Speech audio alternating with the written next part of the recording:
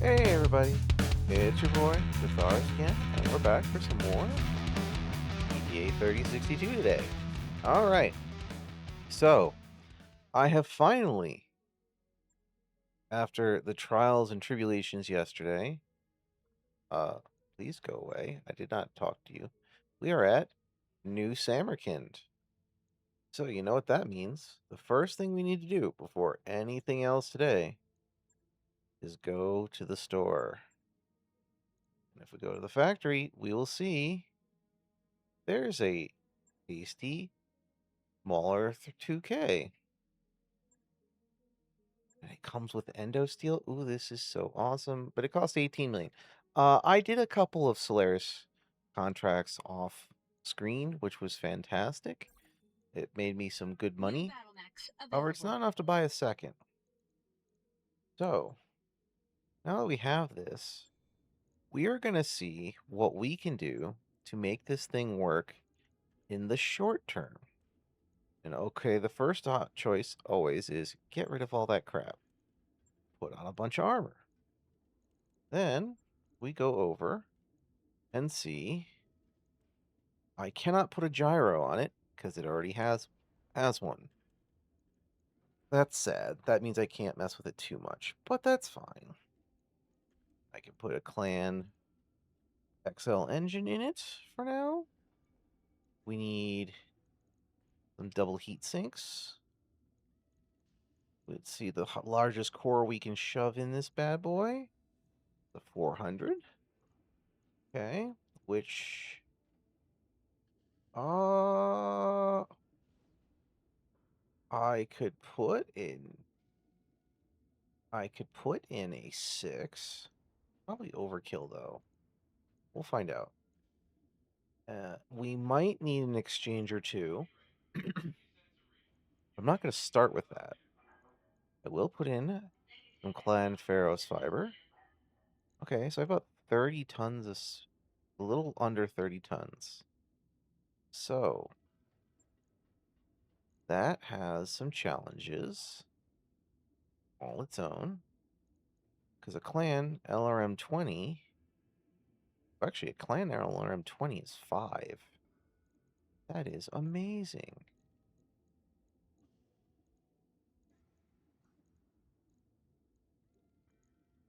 That is hilarious. My heat is horrendous. So let's go back. Have that E-cooling 6 on. That's better. Because my heat's about to get way worse. We are going to put on 2 medium clan lasers. We've not put in any ammo and are rapidly running out of space. That's a problem. Of random varieties that we have here. Inferno fast can, that's funny. Follow the leader. Either hit or miss all completely. Prove clustering on the target. I don't really want to miss. LRM swarm. Swarm missiles are indirect firing missiles that will search for any target, including friendlies. May be dangerous for me unless I'm shooting other targets. I have 1 dead fire. There's 120 ammo in here. So, 20, 40, 60, 80. So each round is, each turn. Wow, this is going to be rough. Okay. Ammo LRM. Ammo LRM. Ammo LRM. Ammo LRM. The biggest problem we're going to have is heat. And this is not making it much different. Uh-huh. Uh-huh, uh-huh. So, if we go back here, 3 point. That saves me a 0.5. Ironically, I'm gonna do that. I wish I had more LRM 15 clans because I could mess with that. But that gave me 2 more points. So we do that. I can't use clan double heat sinks. What am I thinking? Uh-huh. Uh-huh, uh-huh, uh-huh. Can I fit one more heatsink? No. We need one more free. Okay, so what could I do with 1 ton? That's a great question. This is definitely a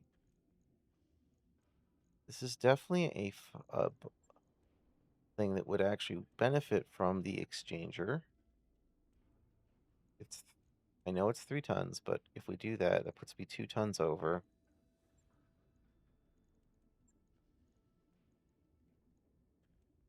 Interesting.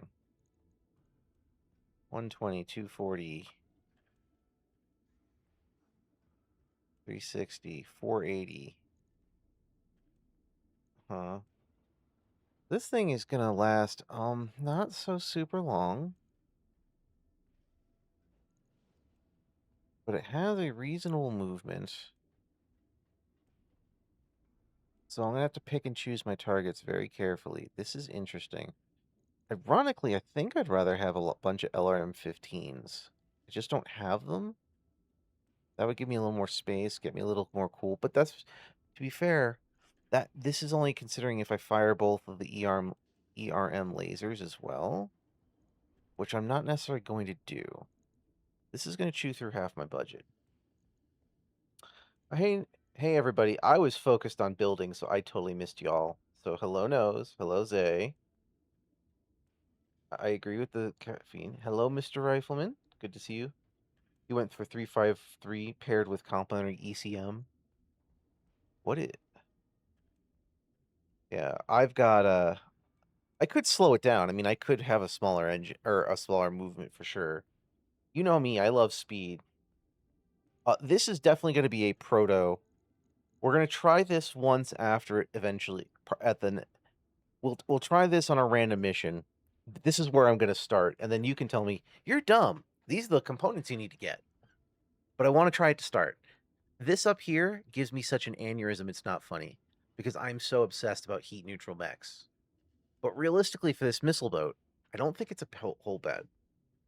Yeah, and I need a lot more ammo. This is at best a stopgap solution, but this is where I'm going to start.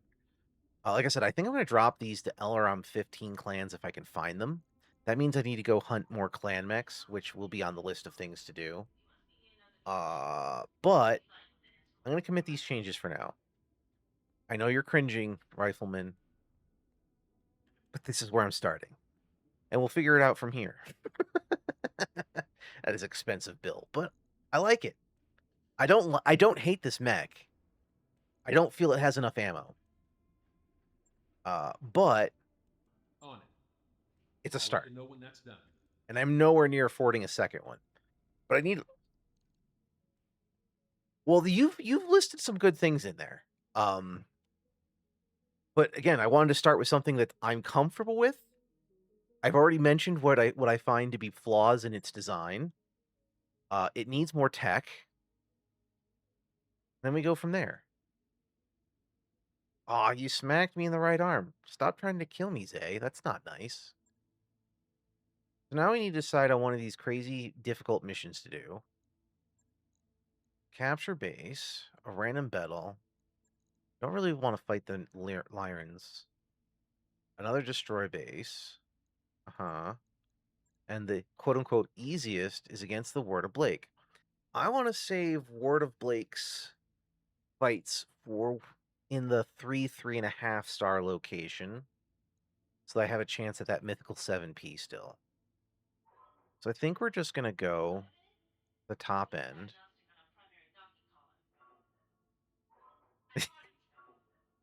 What's wrong with Kurita? The dishonorable third-party masters? Yeah, you heard me. I didn't say honorable. I'm not a fan of Kurita either. Especially since they don't like mercenaries. I don't know why. We're such pleasant people. We just come in on your worst day of your life, extort you for all you're worth, and then do a terrible job of saving you. And then, if the forces are too nasty that are arrayed against us, we leave, leaving you to your own devices. What's wrong with that?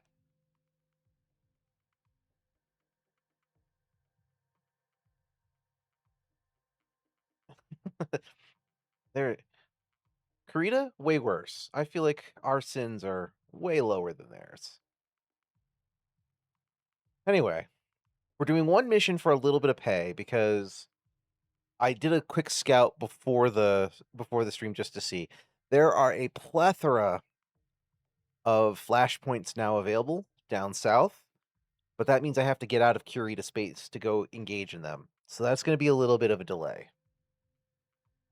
Uh, I mean, it's going to take time, which means months, at least a month will pass because of space range, and that will cost me money, and I'm horribly, horribly poor by consideration right now.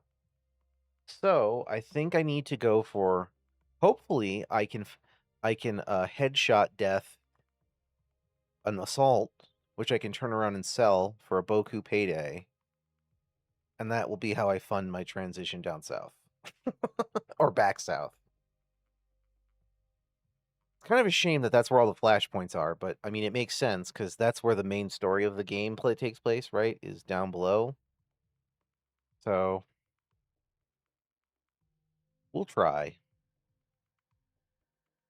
I don't mind trying some of these big boy missions up here too, since I've been mostly hanging in the three and a half star of late.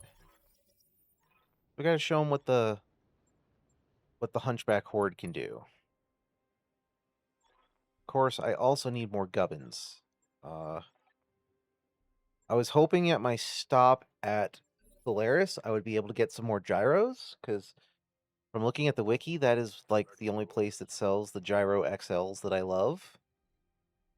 Lamentably, it was not to be. I just did a bunch of solo and duels. I highly recommend them. Like I think I've mentioned this before. Whenever I'm lowish on funds, taking a stop by Solaris 7 and doing those is a great way to get a nice cash infusion. You can also get some hero mechs out of it. Speaking of which, I have finally made a couple of acquired a couple of them. They're all terrible as far as I'm concerned. None of them are my playstyle. So they're sitting in storage. I potentially could sell them as well.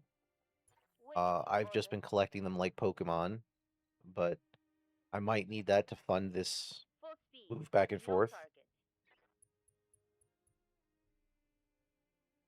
What did you pick up mostly from Cameron Salvage?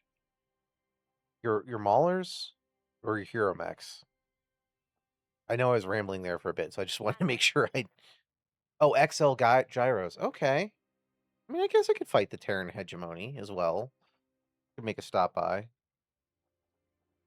I mean, I think the wider community loves defense gyros more. And now I'm thinking of food. That's a gyro. Gyro. I don't know. I keep saying it back and forth. It's gonna be like that Bethesda thing today, I think.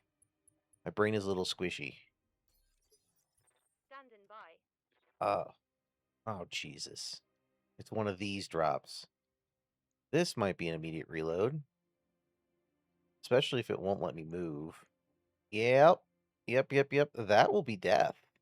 That's not going to happen, and that is not fair. Yep. Okay. Reload. Not putting up with that nonsense. We are just going to sell crap. If it's a hunch, it is a hero. That's right. If it's a hero mech, it's made inefficiently. I know we definitely build slightly differently, Rifleman, but you understand where I'm coming from with my current crazy doctrine. I do want to expand it a little bit. I mean, I built the heavy hunch, which is my bar guest, and I love that thing. It just has 4 heavy lasers on it. or not heavy, sorry, large clan lasers. Um, so less quantity, but higher quality. And the one thing I like about the Goliath and the Barghest as quad mechs is their turret is 360. So you can basically run in any direction and still fire. A couple of those on the team in my playstyle are just really nice for flanking and rope-a-doping enemy mechs. I don't necessarily enjoy the smaller quad mechs, but just something about the Goliath and the Barghest I enjoy. Okay, that one was horrendous. Start. How about this? Oh, sure. I'll beat up the Steiners. I didn't want to fight the Steiners. I didn't want to go up against their scout squads. But if the other map is going to drop my people into the base, I don't want to waste that much time on just the initial cash infusion mission of the day. The Yellow Jackets are amazing. I redesigned their pilots, and it scares me. But I did what I was planning on doing, and that is, um, they're now full snipers with angled armor for a little bit of defense, so they are even more fragile. But I'm using them to try to headshot enemy mechs. As I told Malintent last night, I did one mission off stream against the clanners as I was making my way over to New Sanarkand to start this mission, and I ran across a Mad Dog 2, Mad Dog being his favorite mech. I was like, cool, I'm going to try to capture it. So I basically had all four of my pilots try called aim shots to the head from the Yellow Jackets, and they one-shot it. I'm like, sweet, 3 pieces of salvage. I'm going to surprise Mal with that tomorrow on stream. And then I instantly had 2 headshots against my own troops. Insta-kill 2 of my big pilots in the return fire. And I went, well, not keeping that result. It's like, karma giveth and karma take it away. So I told him, I'm like, hey man, I almost had your Mad Dog. The game said no. So back to the drawing board. So that's another stretch goal for this campaign is go beat up more clanners for their stuff and then and then uh and then keep trying to get him a Mad Dog. And then I'll put it as an honorary member on the team just for malintent. I'll name it Malintent's Ride or something. Yeah, I don't have, although I've seen a lot of crazy designs for Mad Dogs. I don't know what Mal sees in them, and I don't mean that as a slight. I mean I've talked about this before. I'm not exactly the biggest. Ooh, Mal, that's a Mauler 2D. I'm not the biggest fan of clan mechs in general. Just because I'm not a fan of Omni mechs, and most of their mechs are Omnis. But I did see a Mauler or sorry, not a Mauler, a Mad Dog the other day that was just 2 Arrow 4s. I'm like, who in their right mind thought this was a good design? Just made me shake my head. It definitely catches me off guard when you see those weird, unique variants of things. Because certainly no one ever expects the random Irby with a coil or whatever, but uh, okay, that's a fair point. That presume clanners were ever in the right mind. I mean, I unfortunately share too much with their pilots. The only difference between them and me is they, in this case, pretend like they have honor. I've already seen clanner mechs come up and try to punch me a couple times. What's up, boss? I'm like, you dishonorable dogs, stop fighting like me. But we're both equally crazy. I know. It's okay. I have a feeling that when they come up against my my mercenary unit, they were at least a little nervous because they're like, no, those dudes. I feel like clanners would say, even by their standards, my doctrine is crazy. Roger. They literally designed the Hunchback 2C, which was in effect the direct route to honorable death for dishonorable jocks. Yeah, I'm not. I mean, I have one. It's still on the team. Trying to get rid of it. I'm gonna replace, but the Stormcrow goes first as my dedicated missile boat. Here we go.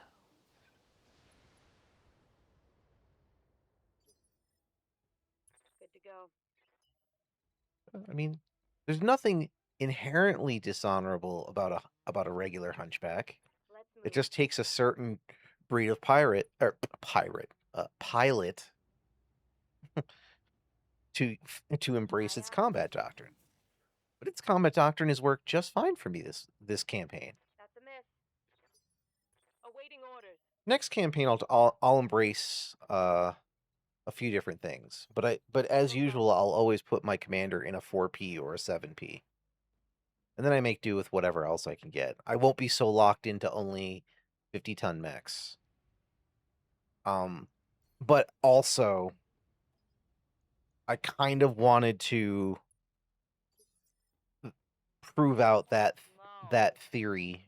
I mean, I think it's a well-known theory, but it was just more of for myself. I wanted an entire 50-ton basic lance or less. And I mean, now I have some heavier guys in the back, but I mean, I played for long enough with and against some and big dogs as well. I've dueled in 50-ton mechs versus 75ers multiple times. I've done enough to myself to prove that they say that speed can be an advantage, and I think I've proved it out enough. Like, I will absolutely take my hunchback horde with a couple of backliners at this point up against pretty much anything, and I'm not concerned. Some days it works better than others, but the biggest challenge is sometimes it can take a while to whittle down certain mechs. That's my biggest challenge right now. I like my Black Knight. It doesn't necessarily need to stick around though. I could replace that with something cool. I mean, it's what I've labeled the command hunchback, but I wouldn't. But my main dude would not ever be caught dead in it because it's too slow. Um, 10-4. Not that slow, but slower than the hunchbacks, right? I like a faster vehicle for my main character. Orders. And I think the Black Knight has like 7 or 8-ish medium clan lasers in it. Here it comes. So it follows the Hunchback Creed pretty well. I'm picking up a new I don't know, I'd sensor have to trace. count again Looks like enemy reinforcements. whenever I get to its turn. The downside with my heavier mechs is they don't have any laser AMSs in. And I need to remember that. So I really shouldn't have them go off on their own. They should stay close to the horde so they have missile protection. Double time. Let's go.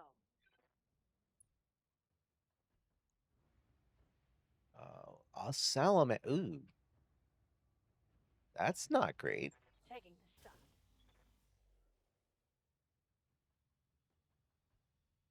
No joy.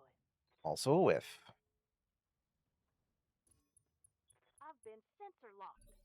One thing I've noticed with this combat doctrine, though, is it tends to escalate. So usually round 1, 2, as long as the enemy or the Op 4 is at least somewhat reasonably distanced. First round is always move up, pot shots. Maybe get lucky and take a little bit of damage. Maybe kill someone if I'm lucky. Very unlikely. And then starting turn 2 on, the pain really starts blasting in. I don't like 60 missiles on that salamander for sure. It's going to be a high priority target next turn, now that I realize what's out there. Although, ironically, with my design here, missiles are not exactly the scariest thing for me. Because look at that. Look at all that overlapping AMS. I blast missiles out of the sky. Damage minimal. The problem is when one of my mechs gets outside the overlapping fields of fire, right? Typically the heavy mechs. Because in my brain, I'm like, well, they can take a little extra damage. Except I don't want them hit by 60 missiles in any event, right? I don't care how heavy they are. That's why I wanted to work on building those LRM boats, and I appreciated your advice there, right?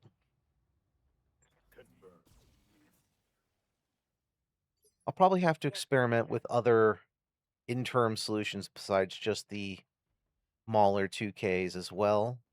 But I like what I'm seeing from building that mech. But not being the expert LRM user, I have more that I have to do. That's an Atlas. You're the one I actually want to kill. Yes, Commander. That's fine. All right. We just established the skirmish line. Is that right? Yep, there's the salamander. Confirmed. If my unit met your unit, your laser AMS would cause your mechs to superheat. Nah, Waiting for orders. we're heat neutral. After the first turn, I'd have to turn off half my lasers, though. We'll be fine, right? I guess it depends on how the encounter happened. Although to be fair, you have the range, so you would. You absolutely would. Transport. Uh, Receiving you. but hey, if the hunchbacks get on top of you, Understood. I Moving think at out. least a couple would survive to do so. It might be a really bad day. Acknowledged. I expect great casualties on that day. It would not be great.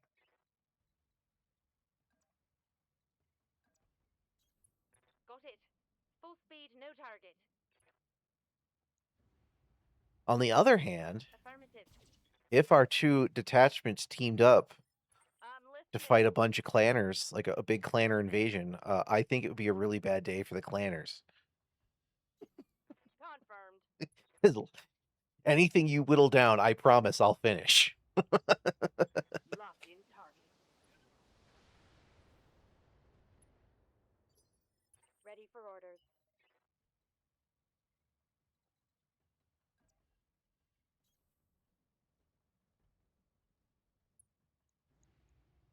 Taking the shot. I'm really thankful for the yellow jacket suggestion and getting me out of my comfort zone on vehicles. I'm sure there's some other vehicles I could take advantage of. Like, I bet I could get some mileage out of alicorns too, but I hate vehicle movement through jungles and water and all that. That's always been my biggest problem. For them, it would be the Tukey out of note. For us, it would be Tuesday. Abso-frickin-lutely. Ready for orders. You mean I'm charging in? It's the last charge of the Black Rose Brigade again? Yep, that sounds like a Tuesday. Oh boy, here we go. Like, my combat doctrine may be mocked. You Affirm. can't say it's not effective. I'm not saying it's Got impervious. something you want There done? are definitely weaknesses to it. But Going full throttle. honestly, my best strategy for trying to survive you would honestly basically to not take pot shots on my run in. I would quite literally have to just basically use all of my heat to laser AMSs and pray I can get some units on top. That would be the only chance I'd have. Because if I'm firing lasers before I have ideal firing solutions, you're absolutely right. I would just cook myself. You are absolutely correct. Firing. Oh. Receiving you. Ah, yes. Pay your space AT&T bills. Don't mess with the cult. Hauling ass. I agree, Zay and Giving us Nightbot. everything I've got. Commander? I felt good the other day. I saw an atlas over the hill, and I immediately knew what it was just because of its face paint, the skull. It was so far away that by comparison, it didn't look like a very large mech next to the other thing it was standing next to. But I still knew it was an atlas. All right. Failed to connect. I'm not saying I'm the best at Waiting recognizing for orders. various mechs. I mean, the Hunchback has a kind of distinctive profile. There's a few, but I was happy that I could tell that from a distance.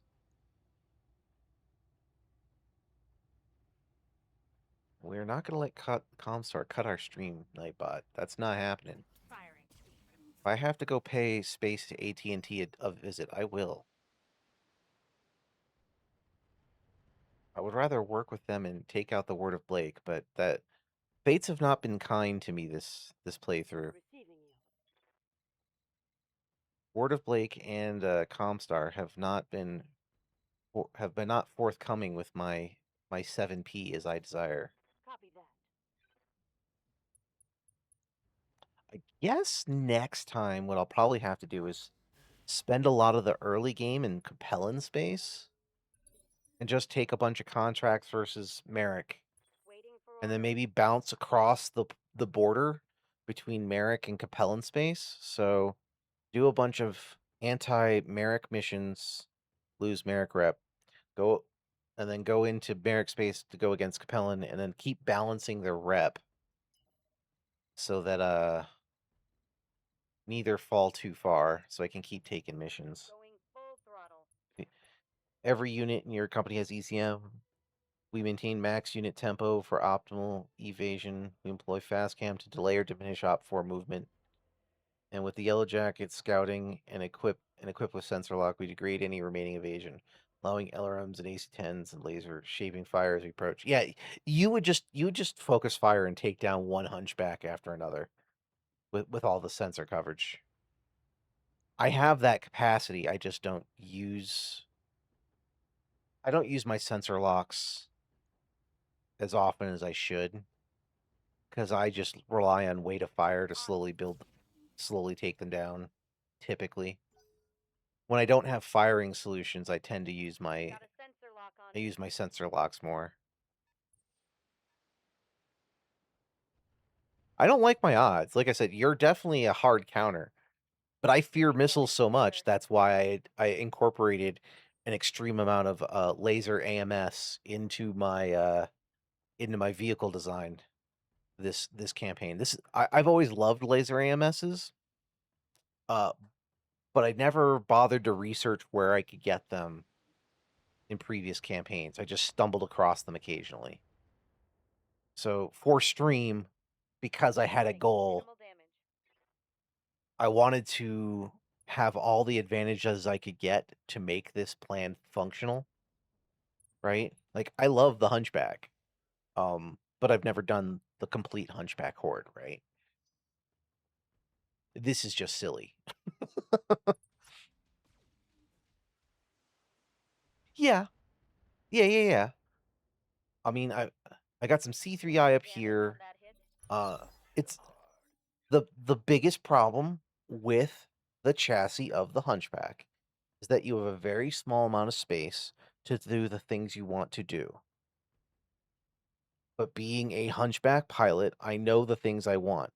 And the number one thing I want is casual defense first missiles.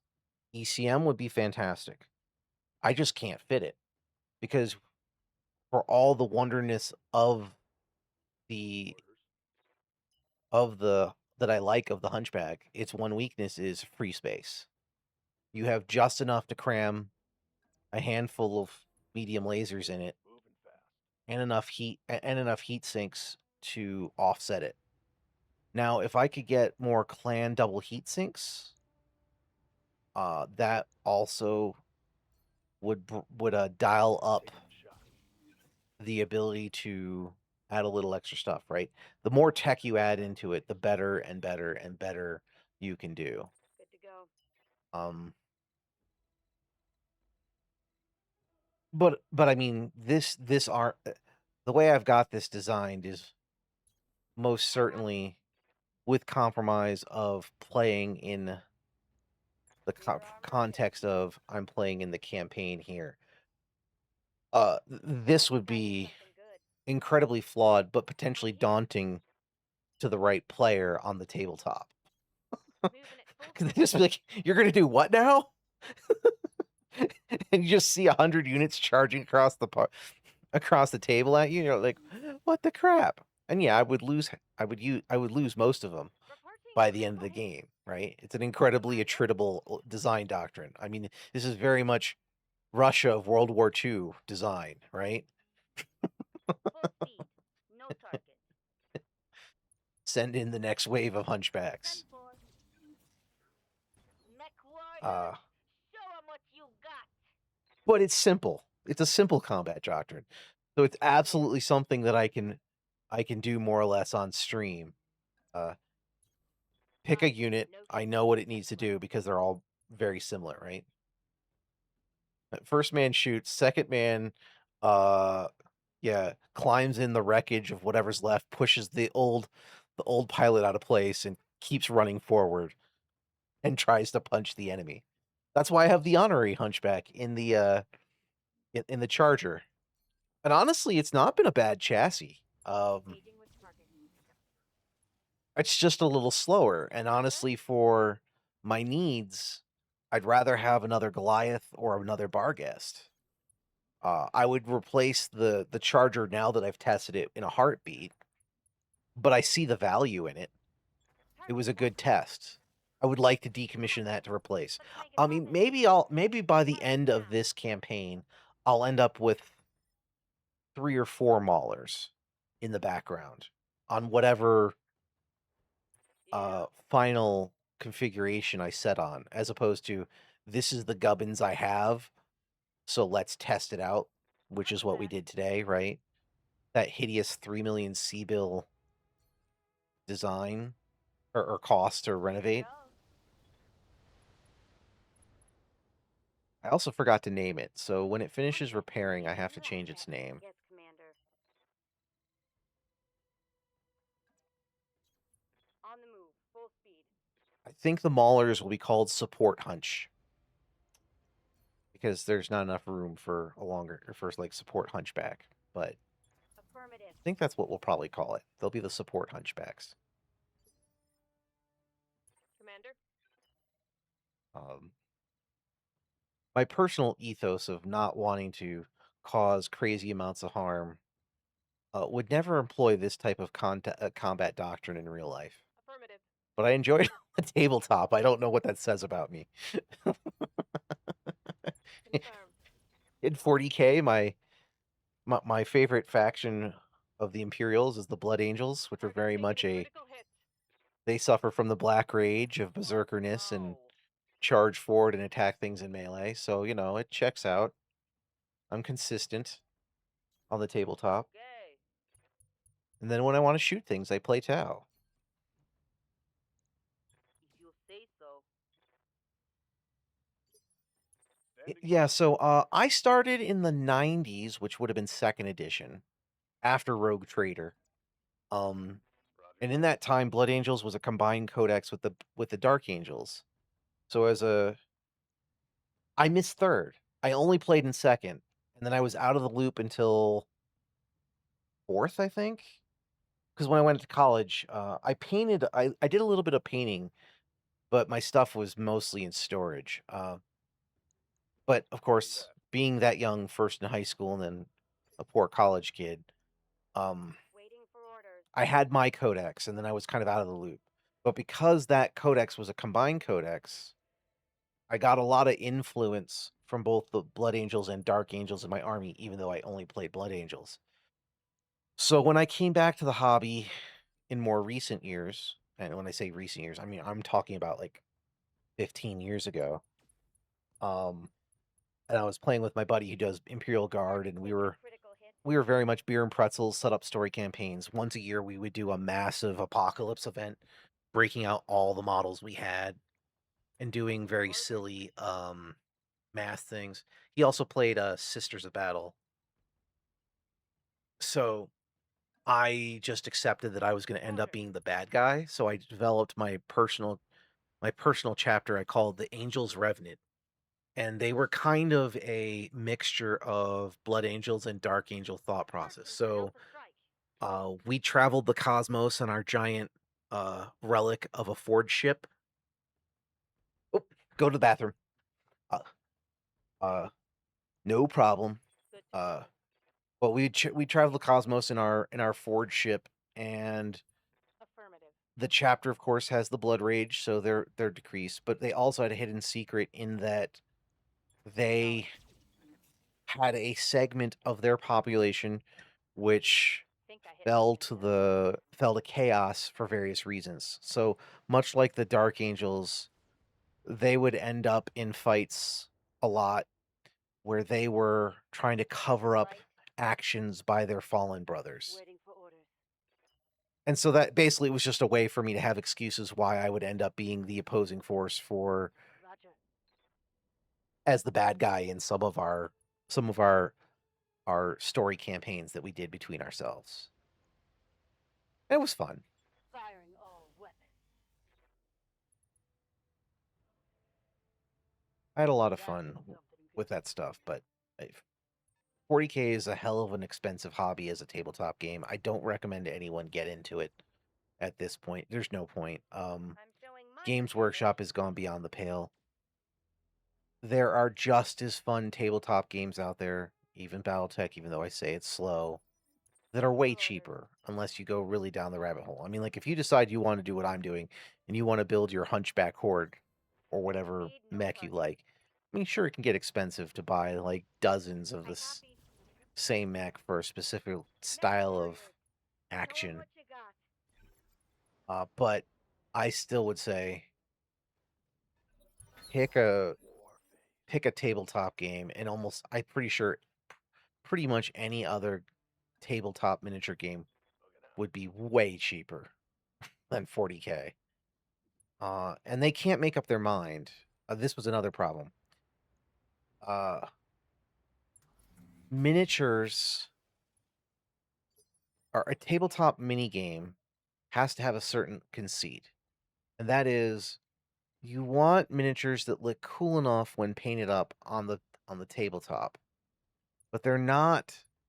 But when you're building miniatures Yes, for Commander. function, aka to play a game, Roger, your Reaper. intent is to build something that you can put some paint on Standing by. and it looks good enough on the tabletop. It's not supposed to be display level Copy that, quality. Commander. Now, there are professional painters or people who Standing by. are really good at painting, like my buddy Ambridge from the old days from En the East route. Coast. Full speed. He was always a really good painter, and it took him forever to paint his armies Sensors because locked on. he was always painting I'm them to a receiving orders. higher level. Well, GW at some point probably is another way to justify their ever increasing ridiculous costs of their figures, has also been escalating Sensors locked on. the amount of detail on just Here. a line and file trooper that you need a bunch of on on the tabletop. And that's not Yep. fun to me. I don't mind an elite unit, which you're only going to have one of on the tabletop, having a little extra bling because they're a little more fancy. Because that's like one of that's your centerpiece unit. That's the one you want to draw attention to because it just looks so cool. It all. I don't care to have a ton of bling on every single line and file trooper. And that gets worse and worse On when my you way. start talking about the armies that are more horde based, which require more figures. It just gives me fatigue. You want something, I will never play in tournaments. I'll always play friend. Engaging with I only target. played friendly, but like yeah, there's a lot of people who either Standing have a lot by. of money or are very talented at painting and want to show off their armies, but the tradition of Going to of Army or for tabletop quality is 3 colors. Very, very quick, high level. And the more bling you throw on units, the harder it is to make that not look terrible. And they just, at some point, they just crossed what I consider some invisible line, and it just that gave me fatigue Right. around the time that I had to move anyways. And then so, life happened. I moved to a new location. I'm away from my regular opponents. Okay. And so my army ended up in storage. What's I up, mean, boss? by storage, I mean it's in the basement, right? They haven't been broken out in like, I don't know, 9 years or something. Here it comes. Not that I wouldn't play, but also the game is, I Stand think, gone by. like through like 2 editions in the last 9 years. So I don't even know what the current rules are. On it. And of course, kind of feel like I kind of feel like GW is kind of like tabletop minigames, Electronic Arts or Activision Blizzard.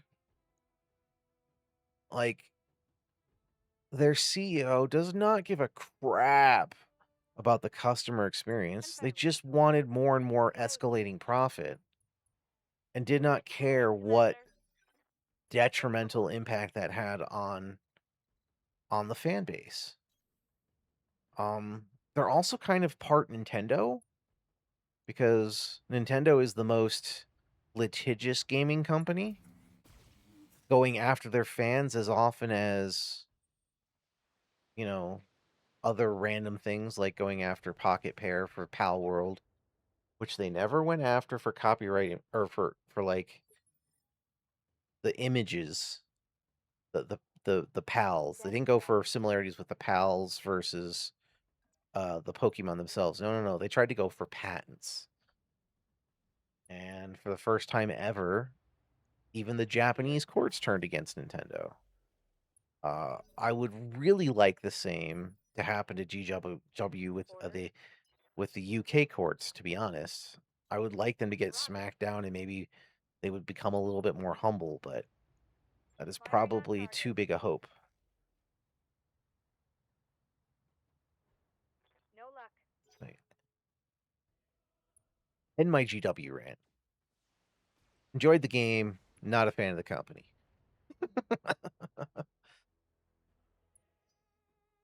Welcome back, Rifleman. I just finished describing my my personal chapter and went on a small rant with about GW. That was about it. Hey, no, no, no. You should absolutely do that. That is totally fine. My job is to Hauling ass. randomly wax poetic on things. This is Uh, everything I got. and I did, as we keep blasting these Scored people. a critical hit. I know I took out the that one mech I was concerned about at some On my point, way. Double but I tap. don't quite know where in our random talking that happened. And now I know I'm on this last reinforcement unit where there's more where there's another Atlas that's getting taken apart. Good to go.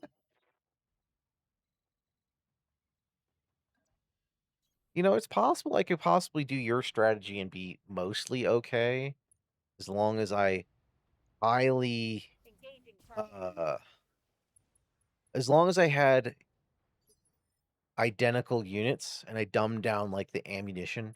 I I need probably air could do support. that on stream too.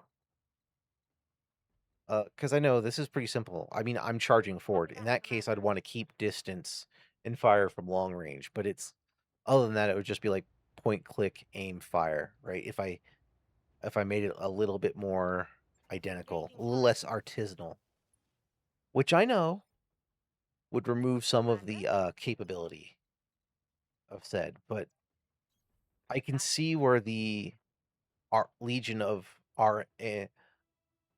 of LRM boats could be good. Copy that, Commander. Thunderbolt, Shadowhawk, Wolverine. You know, I had a Wolverine on here for quite a long time.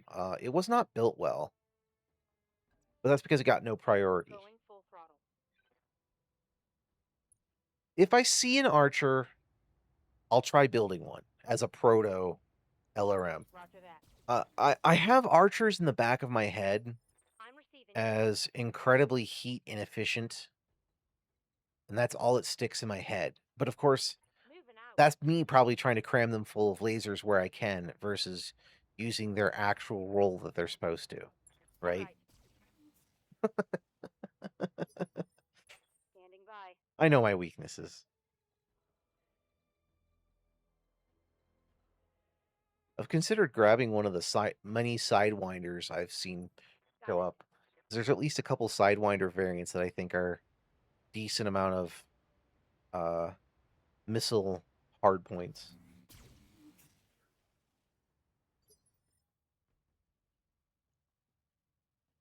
You talking about sidewinders, their quirk, or I just want to make sure I Aye, aye.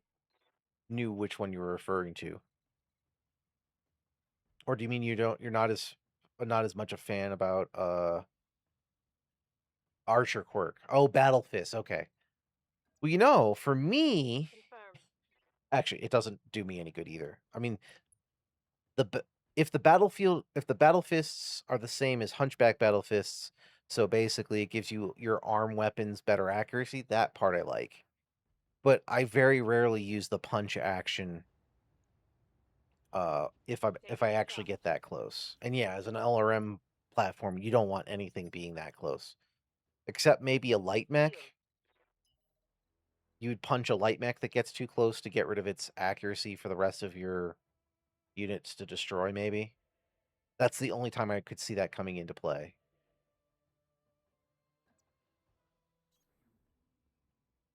That's why you switch to the Mauler for the 10% damage boost. Yeah, that makes sense.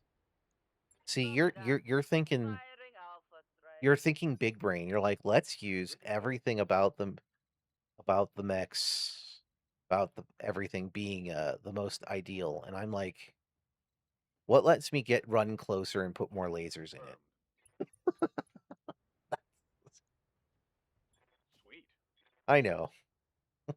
I'll never live down my crazy combat doctrine. Waiting for orders. I have the capacity to learn, I promise. Uh, Double time. Let's go. yeah, it is. You're right. Uh, but you know, there's different stages of the game too, right? Like early game, you're just happy for anything that isn't your starting Yes, mechs. Commander. I'm honestly, I am shocked at how long that initial All right. Uziel stayed on Let's my move. team, and I left it nearly unchanged for a long time. And an Uziel comes with two PPCs. Malintent loves PPCs. Commander. I kind of tend to enjoy PPCs early game, and then by mid campaign, Let's go. I'm done with them, and I'll never use them again. Because by that point, I'm doing the whole min max thing of like, pound per pound. It's really hard to argue. Let's see how you like this. The medium laser is Let's get this effectively done. one of the most efficient Critical hit, Commander. weapons platforms out there. It has flaws. Don't get me wrong. Um, I'm just taking them in such great numbers that it's a statistical probability that I'll hit, right? This is taken to the extreme, that combat doctrine. And even I am like, yeah, I kind of want a couple missile boats in the back to kind of provide support. I still have that one Stormcrow, which I hate, but I Confirmed. use it as an indirect firing platform, so Hellion more or less is safe most of the time, except when I accidentally put her out of position. Locking in all weapon systems. But I have a real hard time fitting in those Inflict big lasers, heavy other than maybe occasionally a large laser, when I have a platform that has more space than I know what to do with it. Uh, any star ML. I'm trying to think. Are you talking like the? Are you talking like multiple missile systems or like the MRM and stuff? Rot ERLM. Extended range. Oh, rotary. Ready I for don't. orders. Is that a community content? Because I might have seen one on when I was at Max Dustball, if that's the case. 'Cause there were some really weird Confirmed. eh, there were some really weird laser platforms there. I think the answer most definitely this playthrough, no. But I think I saw one, and I don't know if I bought them or not when I was there. I might have a rotary in storage. Good. Um, I will have to look. Hey, hold on. Let's do quick. Let's go look at the factory worlds. Nope, not gyros. Not to be confused with a tasty sandwich. Come on, load up. I don't care about gyros right now. Thank you. Yeah, there's an Omni XL gyro, but it's the same thing. That just the XL gyro is the best. I was doing research. Okay, get rid of that tab. Go over to this one. This should be the factory world tab. Yes, it is. Okay, Control F. Rotary. Then there's 10 options. We're just gonna keep going down here. LBX. ER Rotary. This is at Max Dustball. Yes. ER Rotary. PPC Clan. Rotary Large Pulse Laser. Or Pulse Clan.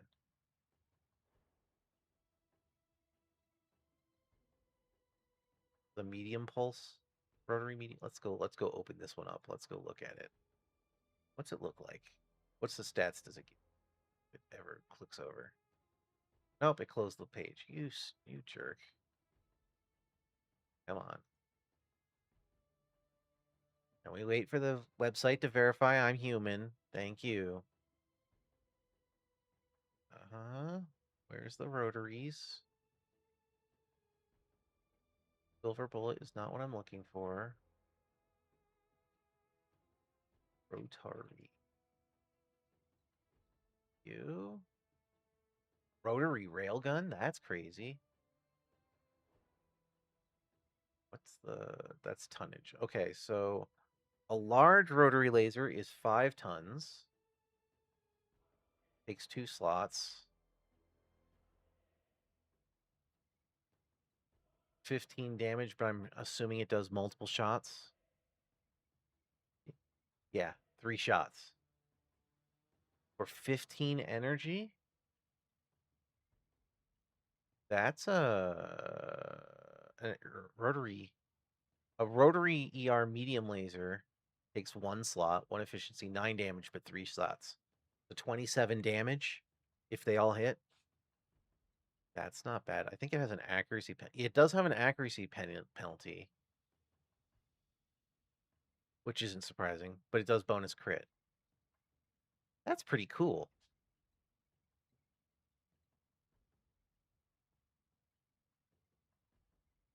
Yeah, but you're more likely to get. I've liked pulses for the same reason, but pulses take up more weight, so I always ended up with more more weapons versus not. Those ER rotary AMs, I wouldn't mind outfitting a mech with those. That would be kind of fun. And just have it be the salvo machine. Because you're right, you have a better chance at you. They might. The downside is that accuracy penalty. So you'd want things in your mech to make sure you have as many accuracy bonuses as possible. But that'll lead into making sure you're part of a C3I network, probably, and other things. That's cool. I have not. I have not really played with a ton of the community content stuff, to be honest.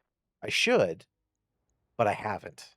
And I'm not sure why that is. Maybe it's just because Max Dustball is so far out that it's caused me not to want to take that trip too many times. But also, to be fair, No shooting, just I'm fun. pretty sure from now on I'm pretty much always going to take the up-engined the up-engined dropship as one of my starting things for careers, because long term in a career the most important thing is travel time over anything else. Yeah, that's way more heat efficient though. So, yeah, time is money. Agreed. I like the funds, but that's a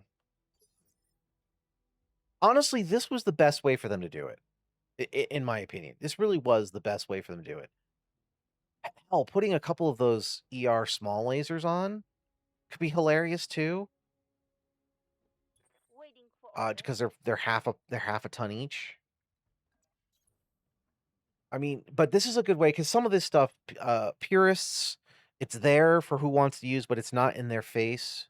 You could potentially see it show up every once in a while, but it's not like, so you have to spend time to go get the items, but at the same time, they're available for those who want to use the community content.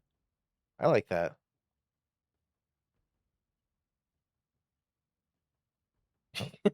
He- well, if you like LRM 20s, you share my pain. But knows I know you're not the Battletech guy. I get it. It's okay. I'm sorry. We're going down. We're nerding out. Uh, Nose can confirm. He's Good to go. can and reiterate. I'll put a summary. While he plays some turn-based games, I think Nose is more predisposed to the more actiony games in general. I think Commander? not always. I mean, we've been playing Varactyl off and on as Confirmed. and For the King as turn-based games for group play. And I know you played things like Final Fantasy back in the day. Yeah. But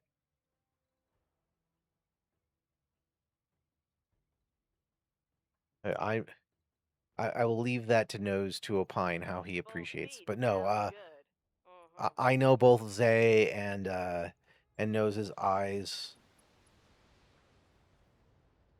You're just wanting to be a weirdo and jump in. Receiving That's you. fine. We'll have all sorts of crazy conversations on here, but uh, Rifleman and I are getting into the weeds here on on Battletech for sure. Of course, it's the game I'm playing, so it makes sense. Awaiting orders.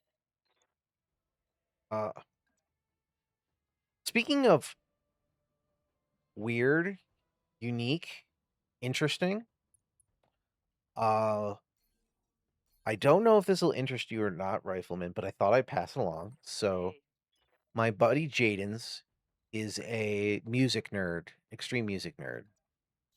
Uh, You say and so. he invited me to watch a stream of one of his friends last night, who's also a very small streamer.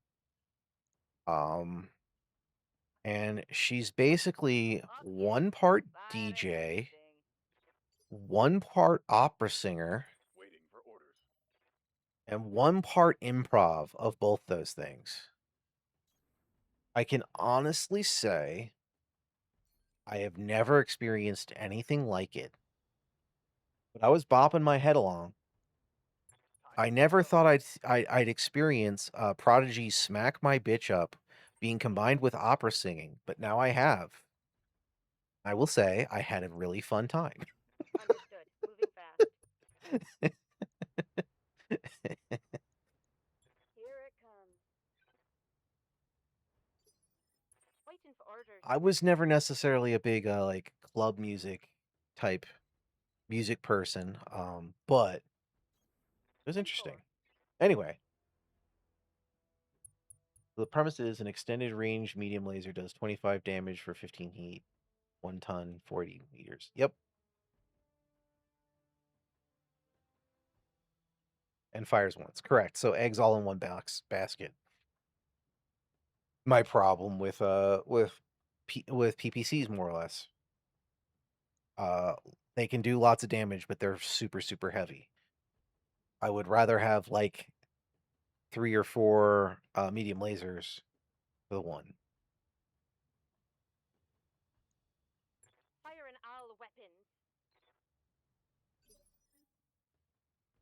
orders.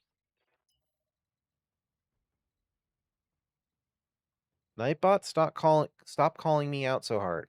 It's not nice. On my way. Double time.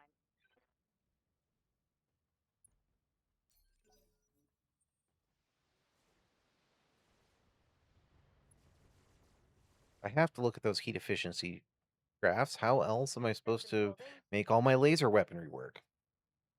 Orders.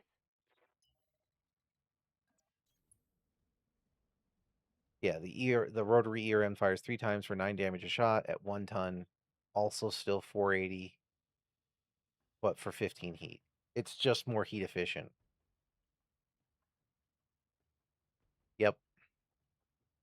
I think we will probably take another visit to Max Dust Ball before the end of this campaign, and we will build a science project. But I am going to have to All in build ass. up another mass cache infusion to do that because it is very, very long drive, so to speak.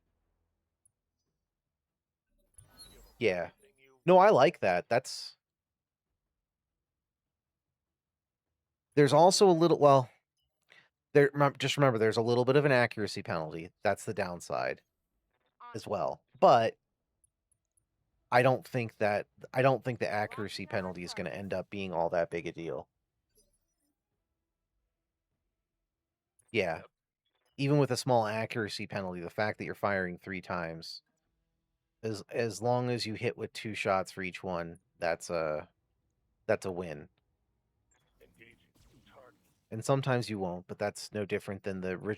the usual risking. It honestly Double time. makes Let's my go. strategy even better because that's what I'm doing, right? I'm sandpapering on that first round of contact. I'm firing with like Reporting critical usually hit. somewhere between 11% to 20% odds of even hitting with my Passing lasers. by. Well, if I fire 3 times Double at time. that Let's 20% go. chance, if even one gets through from each Roger platform, that. that's Target's confirmed. still better than nothing, right? Yeah, you just need to, but then you lose space, which Commander that on will be a point. challenge on hunchbacks. 10-4. So you would have to have less overall weapon platforms to make them to offset the accuracy penalty. But it's not the end of the world. You're just trading off different trade-offs to do it. What's up, boss? Hauling ass. There's other ways to boost your accuracy too. Uh you pray for Copy some that. hits on the opening salvo, but when you get like here, I have 90%. What would that be? 70%, 80% instead, maybe? Waiting for orders. With the sheer way to fire, you're still gonna blast the crap out of something. So I think it's more than worthwhile. Acknowledged. Of course, this guy is stuck. Gunnery A support. Commander. Interesting. I'm Hightailing trying 'em. to Yes, think. I am. I mean, is that a sensor platform or one of the other things? A head-based, or taking up one of the head slots? I'm assuming. Cockpit part. Okay. Yeah. Yes, That's Commander. what I figured. Something up there. On the move. This poor longbow is being so bullied. Firing Just on fall target. already so I can move on with my day. It's time to go do flashpoints. What? No.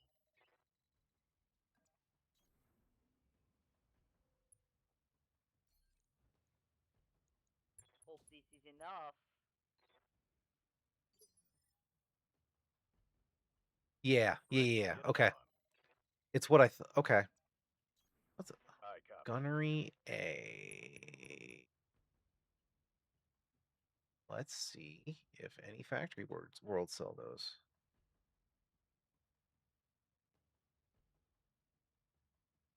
Gunnery A support. It is on Solaris. It's going on the shopping list.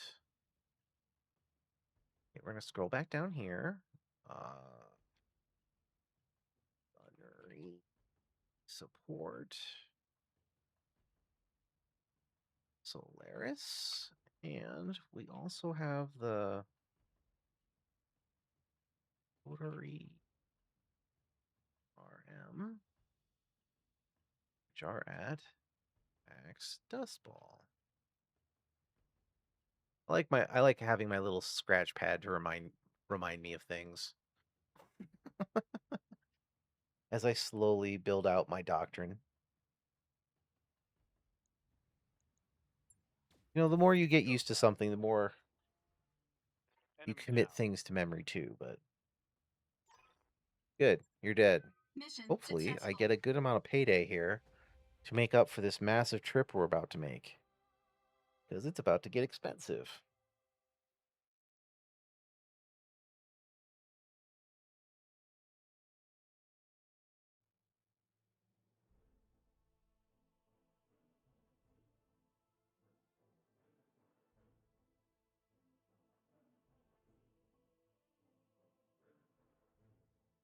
All right. I go through. What do we get? I could get an Atlas for sale. That's pretty compelling. Scrolling down. What's different with the 2D? It is one of the least heat efficient things I've ever seen. It's ugh, ugh.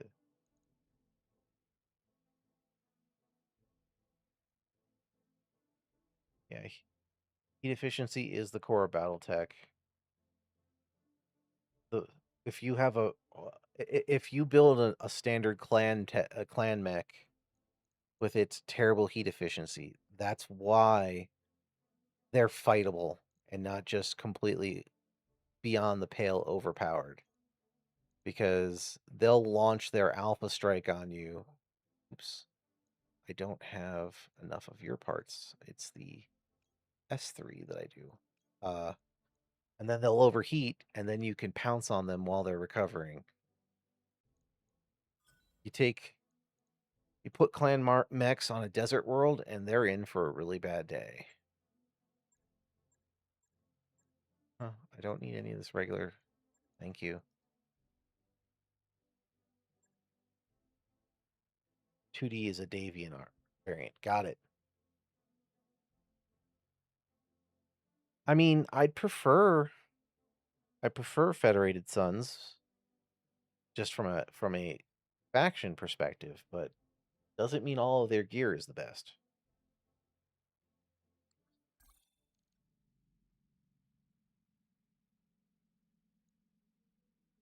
I mean, that is cooling you, so that's fair. It's a different type of heat efficiency, though. You're also in the coldest part of the house, as opposed to me, who is in the opposite of that.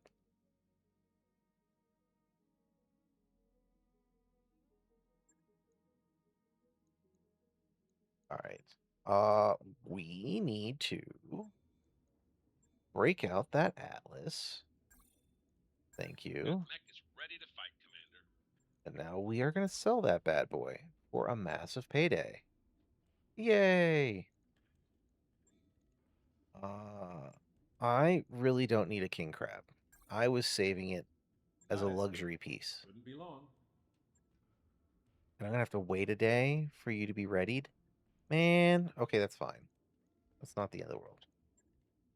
Let's go look at our preponderance of flashpoints we've got going. You are short, and it's a Davian, which is fun. 59 days to get there. 65 there. You're working for the Draconis. I have to say this guy is actually my favorite representative story-wise of all of the faction reps. We're going to start with this one. Because he's so incompetent. He's unabashedly knows he's incompetent, knows he's not useful for anything, and he doesn't care.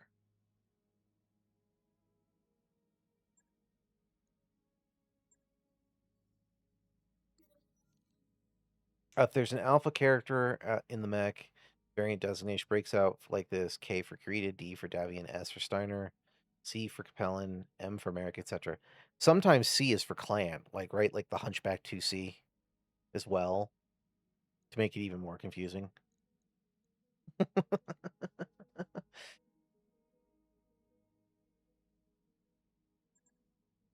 But it makes sense. I don't get too in the weeds or worried about the variants. That I don't think about it too much. What you're explaining makes perfect sense. It's just not something I think about too closely myself. Uh, but again, I've been slowly diving into all this stuff since I've been playing, slowly peeling back the layers of the onion. Right, like I've learned a little bit about Word of Blake, enough to know that Job's done, it Commander. makes me just shake my head. Can't sell that king crab yet. I have to wait until we get to the other side. We're in flight. It says there's a store, but wait, are you actually going to let me sell something? Yeah, the items can't be sold in transit. That's what I thought. Why are you showing up like that? Whatever. Let's just make sure we don't go bankrupt with this flight. I think I sold more than enough to make that happen, but we're gonna try. We're gonna be on very slim margins. I'm gonna have to play this cautiously down in Flashpoint space here.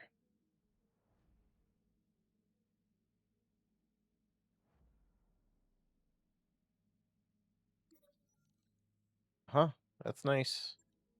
Thanks, guys.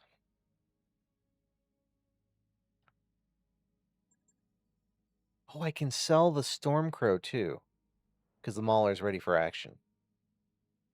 Excellent. You know, sometimes I like putting mask on things, especially the slower mechs, just to give them a little bit more speed. But that heat delta always is a challenge as well.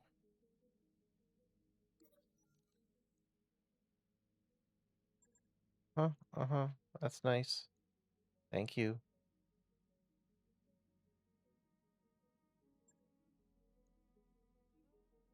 Okay. We have 26 days, so one more financial report. So I'm going to be at a month away from being bankrupt. So I'm definitely going to have to spend some time in the periphery here, taking contracts.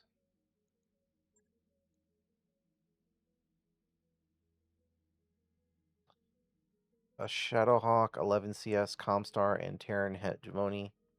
You try to stay to mechs that are found in the Davian. Gotcha. Well, that's for your combat doctrine, right? You're closely aligned with Davion, right? That's kind of your own headcanon for your mercenary company, from what I've seen. Those upgrades you asked for are online, Commander. Right. But it's the one you need.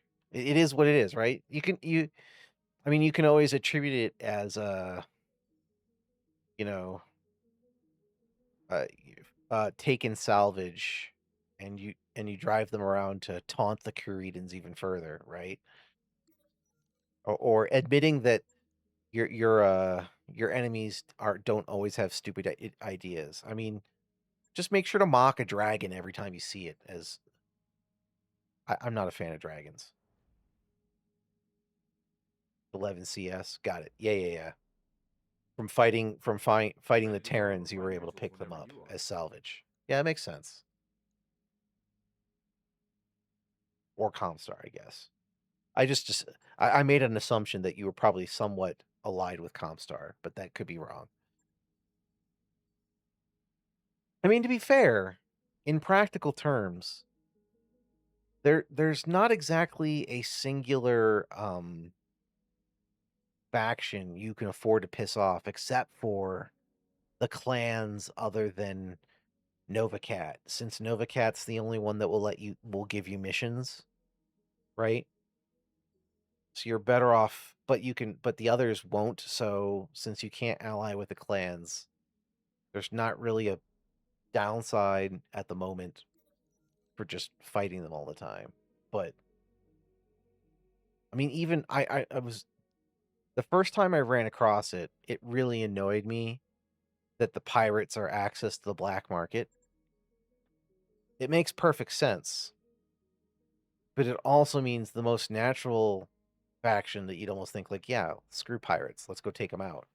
You don't want to actively aggressively go after pirates because then it just makes accessing the black market more expensive. Now, to be fair, you may not care, but I always treat the black market as non-offensive loot boxes because you never know what you're going to get. So if you're on really good terms with the pirates, you can get some steals on things that you never expected to get access to super early in a campaign or whatever. Hey, mechanic, welcome to the party. Uh, we are just about to start yet another flashpoint here. So let me go look up. This is Hearts and Minds. Remind myself. This has been eons since I've done this one. What are you all about? All right. Start that, and now let's get the Davions are yammering. Agreed. The black market is a resource to be cultivated. I mean, if you're a mercenary company, just like in noir detective genre, which I also love, you're a mercenary has friends in all manner of locations, right? You don't you even if you're closely aligned with the Davians, in the end of the day, Rifleman, your mercenary unit isn't a Davian unit. So there'll be some things that they would give you access to potentially because of your close connections, but they're not necessarily going to give you top of the line stuff all the time. You might be able to parlay for it easier than say my mercenary company who works for just about anyone, except the clans, right? But that comes with a price. Yeah. So having those connections in the black market to fill in the gaps when there's something you absolutely need to go get you the things with no question. Just magically have that Mauler 2K fall off the back of a of a of a pickup truck so that you don't have to go deep into Curie in space would be a nice thing to have, right? All right, let's do this. I would like my traditional salvage. Thank you.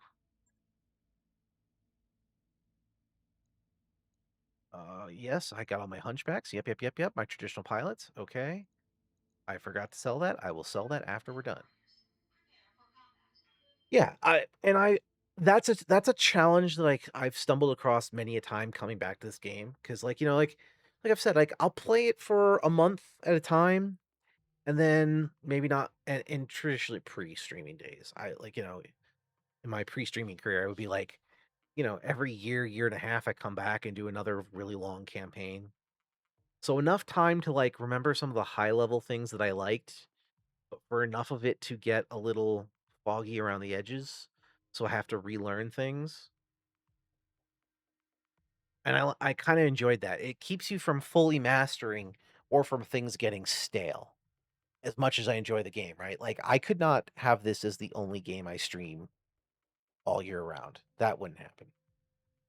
And to what you said, Rifleman, you need someone to strategically transfer equipment to an alternate location. Steel. What a great acronym. Oh, wait, what? Wait, what? That stands for what? Uh-oh. I'm pretty sure the Curitan rep wouldn't understand when you said it that way. He'd be too busy boozing it up. God, I love that guy. He's so incompetent, transparently so. Uh, if you listen to Tex ramble on at all, even if you don't watch his his Space Station 1314 / Colonial Marine stuff. You may have heard of Bill Carson, a Command local interface legend in the initiated.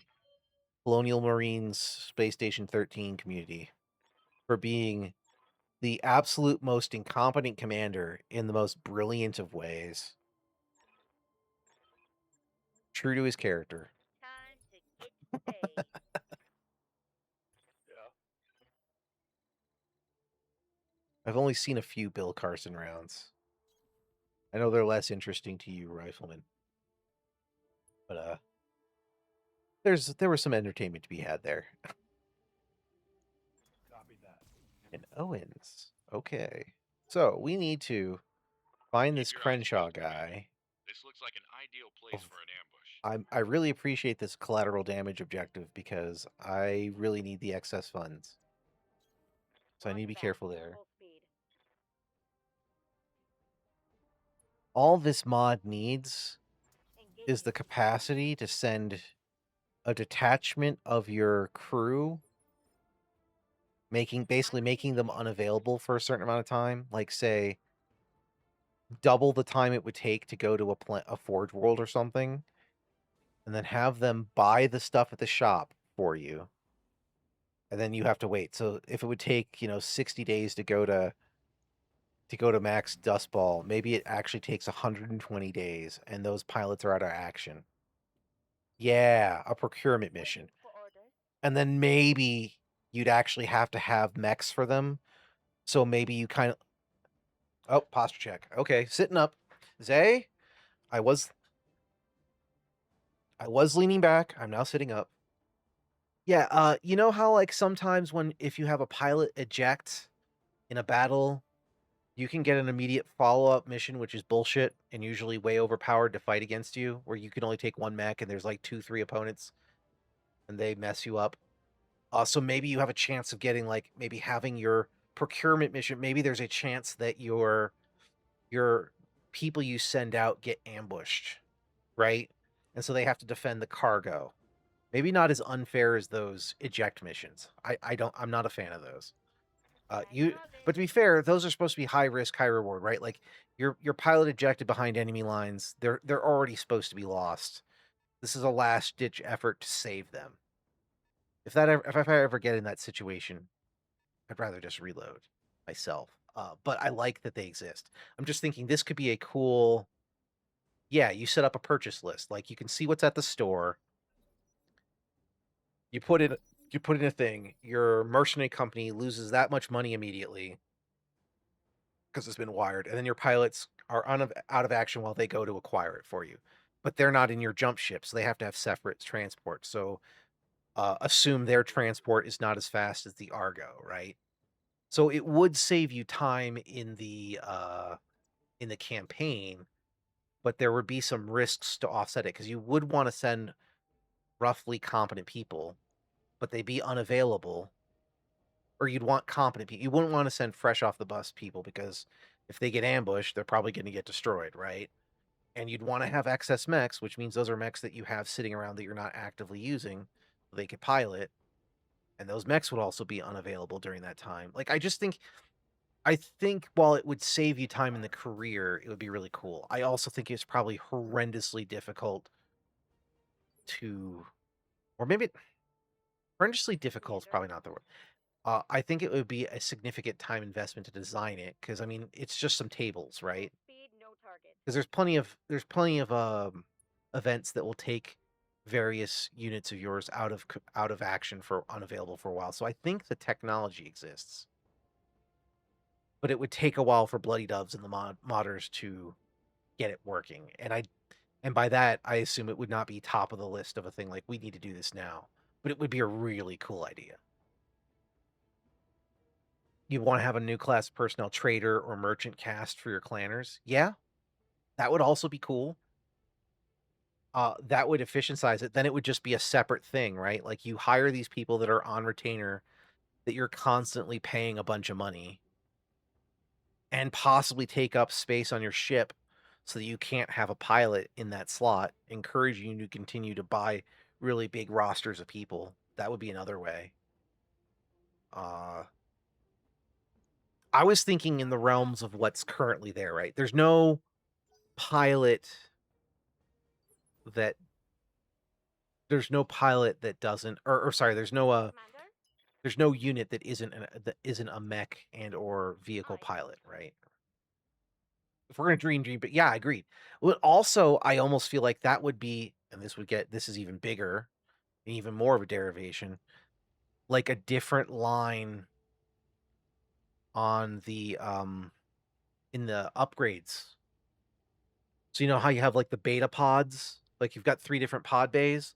Like maybe there's a couple more pod bays that are explicitly for merchants and things. Whatever, support personnel. Like maybe that's how you add it as tech.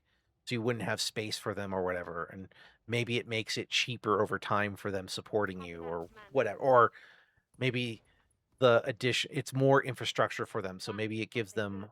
more space to conduct their businesses and whatnot. So you get discounts on those. Standing by. So it's hideously expensive and takes a long time, but it's a combination of their own Board. aircraft and support networks and all the infrastructure they need to be able to make those purchases and whatnot. I think that would be really cool. I mean, like, I understand why it's not a default part of the game in any way, shape, or form right now. Like that, I get, but it's also realistic. I mean, you've got space AT&T everywhere. There's no reason you couldn't have a mercantile arm of your mercenary company whose job is to source extra equipment because you assume that's happening anyways, right? They would have to get really creative, right? Us dreaming big, yeah. What we're talking about now is probably well outside the engine. But I think there is a way where they could do it, like what I was thinking of initially, right? It's just dedicated pilots. That's what they be. Maybe they get a new symbol so they can't actually be put in mechs or something, right? Which would be hilarious because their new symbol is neither a mech or a vehicle. So therefore, they can never be put in mechs. That would be a way to do it or something. I don't know. Or maybe they have civilian mechs. They can only be in construction mechs and stuff. The cargo mechs. That would there's a lot of crazy crap you could do. But anyway, I do think that would be interesting. And it's probably enough of a significant effort that it would take a really long time for that to get beat.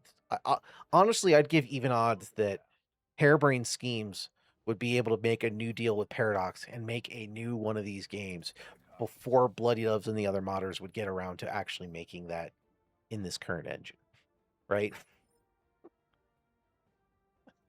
Yes, Commander. Although I would say, with how much work they've done on this game, I can't imagine they don't have enough experience now where they couldn't, and enough assets they've made themselves that if they could secure a video game license for making a Battletech video Aye, game, aye. I feel like they might have enough where if they all pooled together, they could potentially make their own game.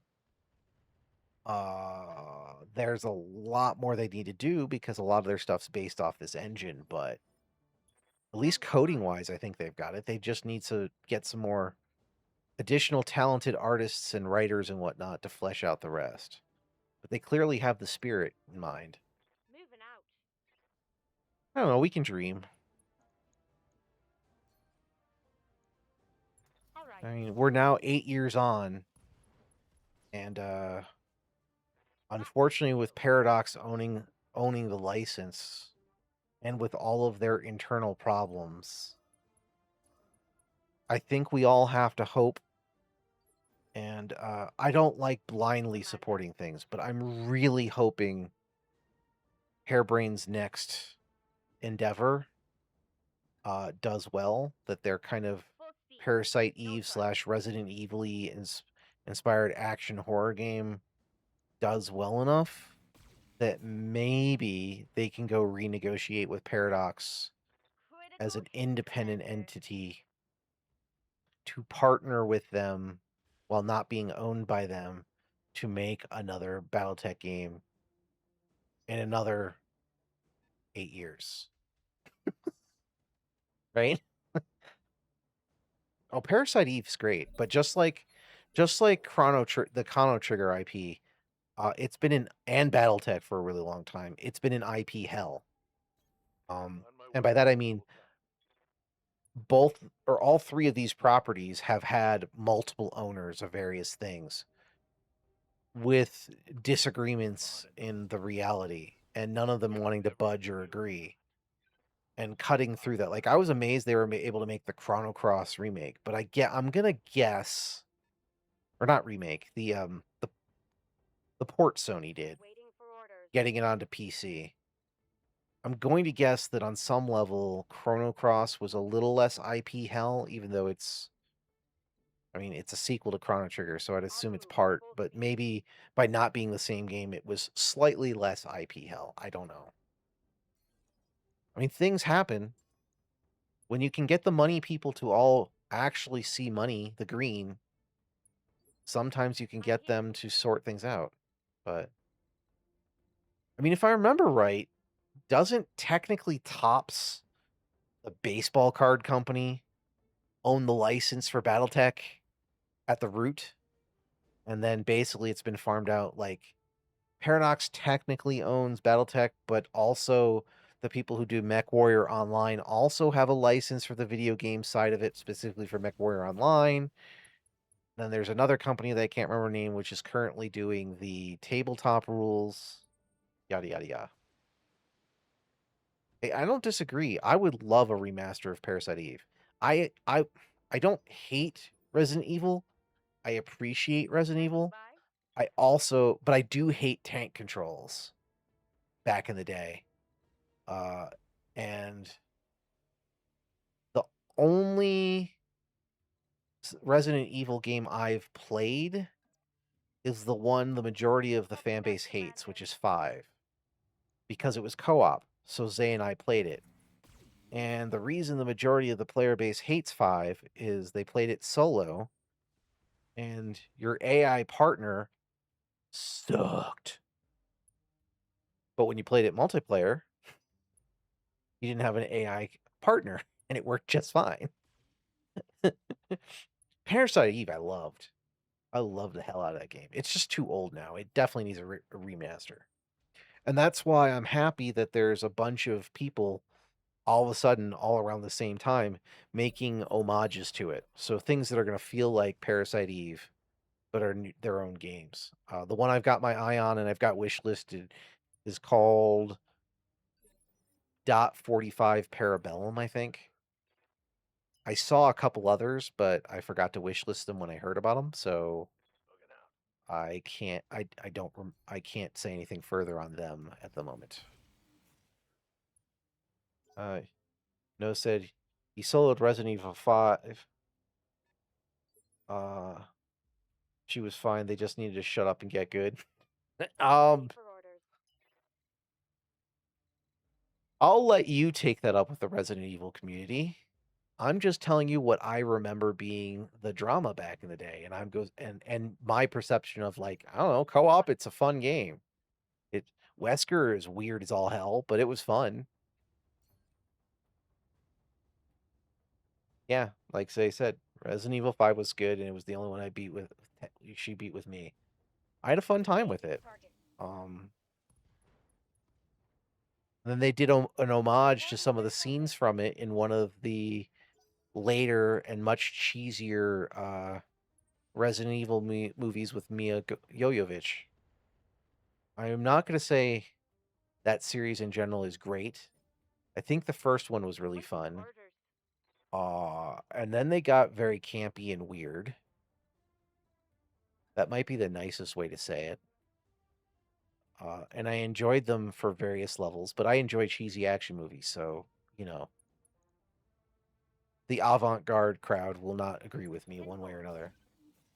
Yeah, they were always campy and weird, but the first one was fun.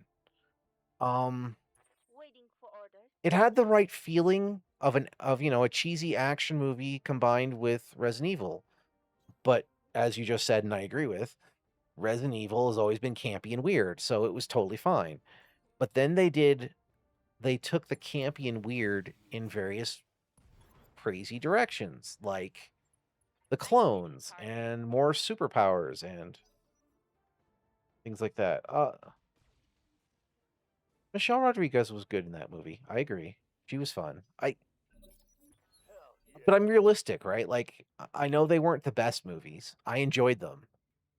And really my expectations were very low and they were exceeded in the first one, and then I was appropriately whelmed in various of the other ones, and some were worse than others. But I had a fun time, even in the worst of the ones I saw. Oh god. Now you got nose. Stop it, nose. Good to go. Nose.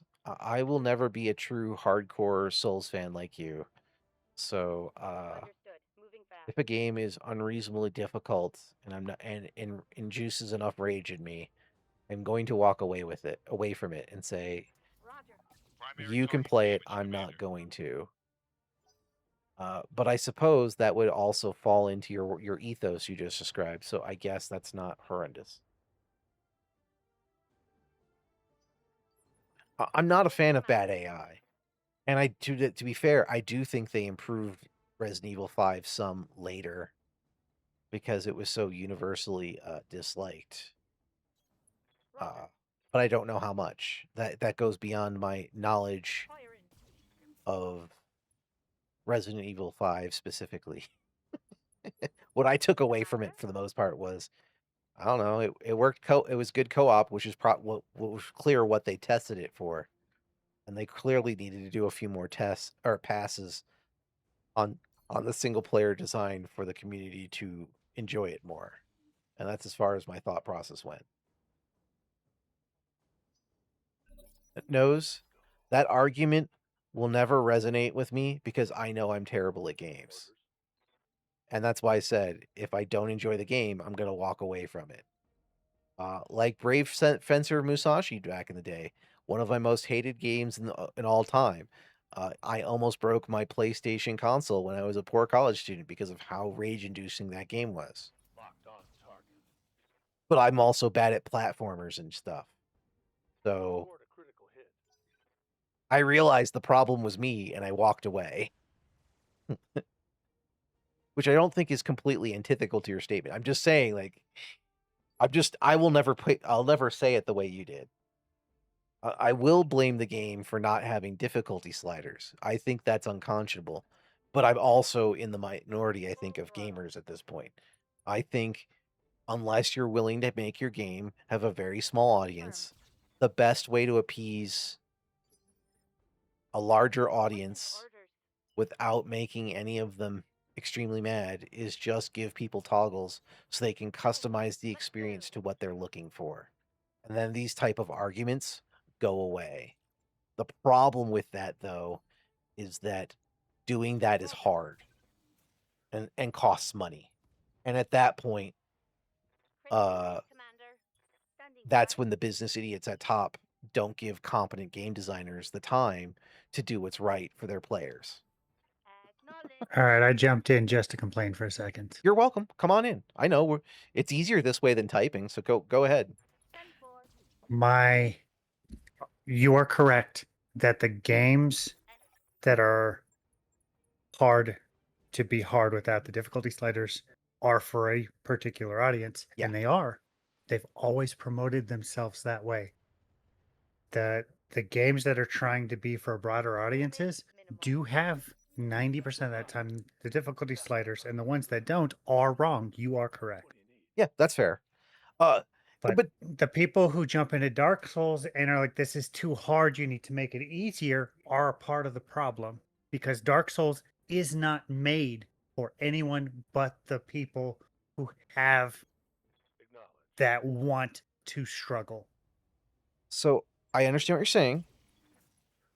I respect specifically because I always forget their name, the Dark Soul devs. Like at this point, what you're saying, right? I respect FromSoft. I respect their decision to do that with the knowledge that it makes their game have a smaller potential fan base. and they are And willing to that's do what it. that for that part I agree with. My Yes, that's what problem it's is always been. my problem is it is more specifically with the community. Because the community keeps they're not the only community with a toxic community. I'm not saying this of you. I'm saying in general, right? It's the people who go, the lore in this game is amazing. You should experience it. And I say, well, could you give me an easier mode so I can experience this lore that you say is so foundational that I should experience it? And they go, no, get good. And I'm like, well, then fuck you. And then like, well, No, how dare the you take offense? Well, how dare you say that about my game? It's like, well, you're the one telling me that it should be that everyone should experience it when it's oh yeah, acknowledged as a 100%. super hard game. That's where I'm going with this part of the debate, right? Like it's No, like 100%. Those people they're the should problem. go should go shove their heads up their ass or pull it out, whatever. Yeah. We're in agreement here, It's sir. And I appreciate it, you be willing to state that because it's fair. We've had if this I'm conversation telling you, before. if I'm telling you get good, You're teasing me. it's 1,000% me just being a dick to you. Yes. It has That's nothing fine. to do with the actual game. That that It's that's why I'm friendly trash introducing talk. you. I'm introducing you to the games I know we can beat together. Right. That's why we are talking about Elden Ring, because I can solo Elden Ring. Right. Elden Ring would be more fun if I dragged you behind me kicking and screaming the whole way. It'll be more entertaining for the audience for sure. Absolutely. And the funny part about all that lore that you were alluding to, you don't get that lore playing the game. You get that lore reading the item descriptions or looking it up on a wiki. Right. Which of The course when we're lore streaming I'm not going to be doing, right? Unless we're taking is a so break. obscure. So when they tell you go get in the game for the background story, you're better luck just looking at a video somebody else made about it. Yeah. Which is another part of what I'm saying. It's the toxic part of the community that doesn't understand that they're the problem, right? If you want it to be Exactly. accessible, well, first you have to talk to the company, and like, and that was my, and that's the number one thing I started the conversation, or I should have, but you were teasing me, so we kind of like launched into it on a sideway. But it's like, yeah, I'm all for uh, FromSoft making a game for a very specific, dedicated, hardcore community. But it's also why I'm less interested in FromSoft's titles. But some of these other Souls likes are like Remnant 2, you were right. It was a fantastic choice. Because I'm not against the hard game, Well, and what I right? looked But if for I'm gonna play in these, I'd rather play them co-op.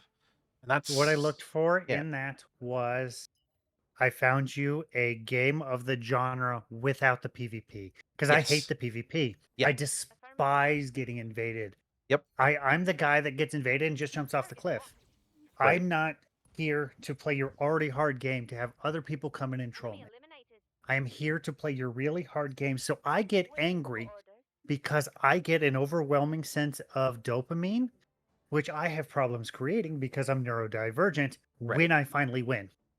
That's the only reason I'm playing the game. But it Bec- also helps your it's in some session it seems like it helps you focus too, right? Because you can get distracted because of the neurodivergence, right? Yes. But this So lets you lock in. it's like, okay, now I'm learning moves. Now I'm learning patterns. Now, okay, he's going to jump to the left now. We've seen this 75 times today. Right. It's it I'm focusing on those 5 different aspects at once and they're all in the game. If I'm playing something boring, I don't know how many times we've been sitting here talking while playing something and I'm like, "Oh, I'm sorry. I was zoning off into space." Yeah. Ooh, that dog has a poofy tail, as I like to say it from The Simpsons. And also, I I agree. Just to tie in with what Rifleman said, like there's a lot of games I enjoy watching, but I would hate playing, right? Like I watched you play a little bit of Elden Ring versus some of those bosses when you were playing, and I'm like, yeah, I know I'm I gonna have a miserable time with this, but that's why if I do like the spell casting build, which I've seen other people do in Dark Soulsy, right, with the fireball, just throw tons of fireballs. If I can do something Mhm. like that, so that I can front load some damage on the boss before I will inevitably very quickly get hit by and die, that might be enough for you to just waltz through the rest of the fight. I mean, also your experience of the game, and you could do it, but you know what I mean? Like I will feel I contributed before I There die, are right? there are going to be some times where we just are slamming our head against the wall, and I need you to be ready for that.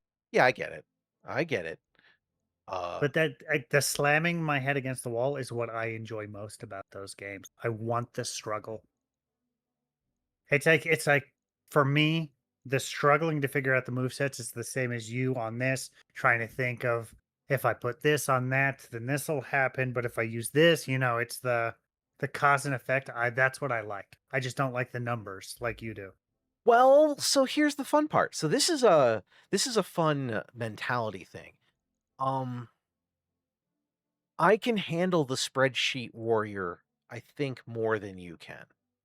Yes. But at the same time, I do logic, I don't do the math.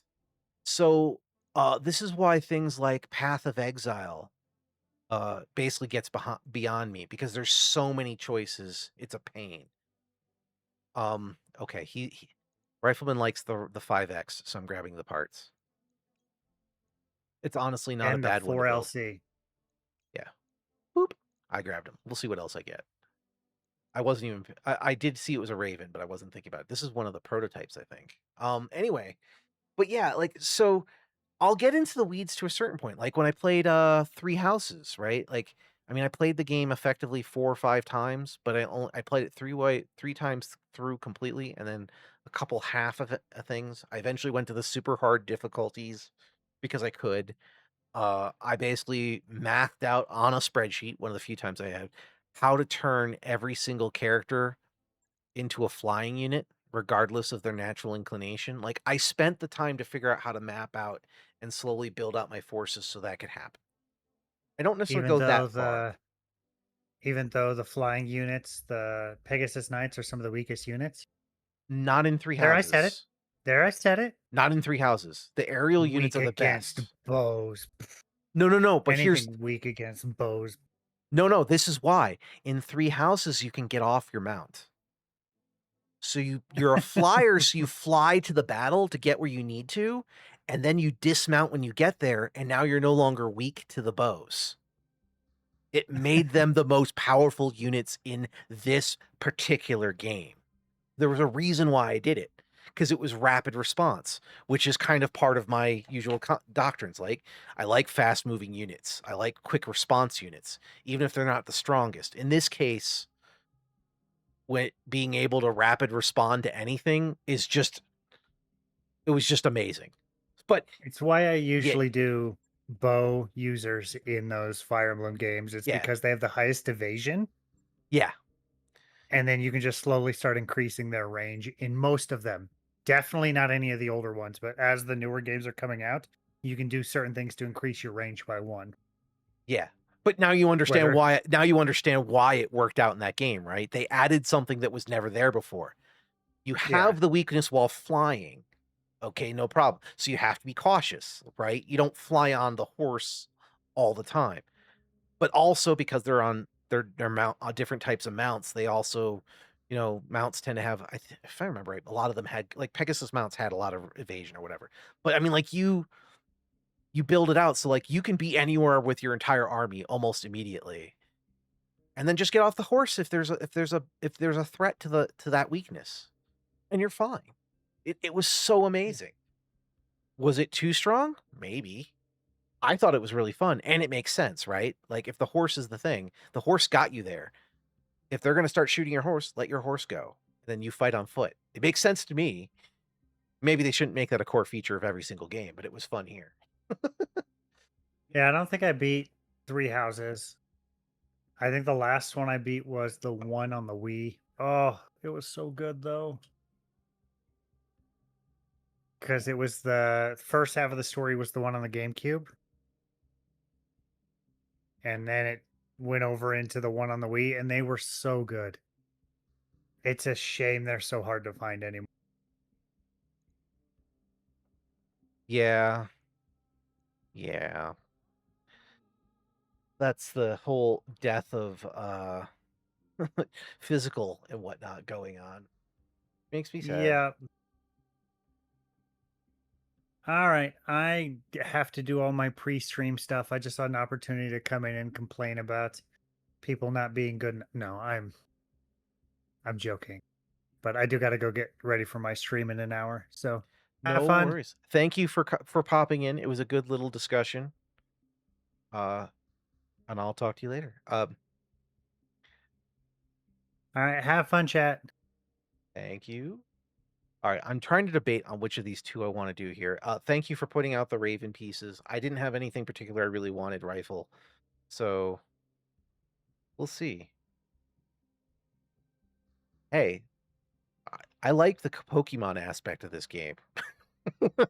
I like having rare stuff inside the hold. I may not use it, but I like having it there. I've already got my light mech squad, so base function with turrets.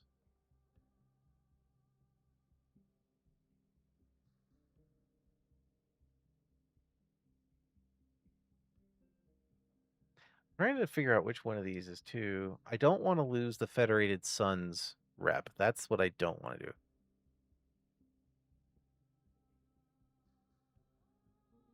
The boss. Do we do accept civilian casualty, complete the operation, or we leave a pissed off, recently whittled, hostage shaking terrorist alive and kicking?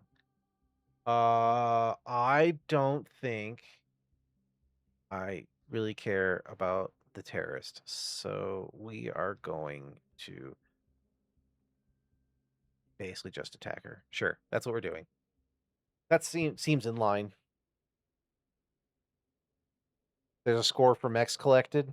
But do you have to have them in storage at the time, or is it just you pick them up at one point? That's the good question.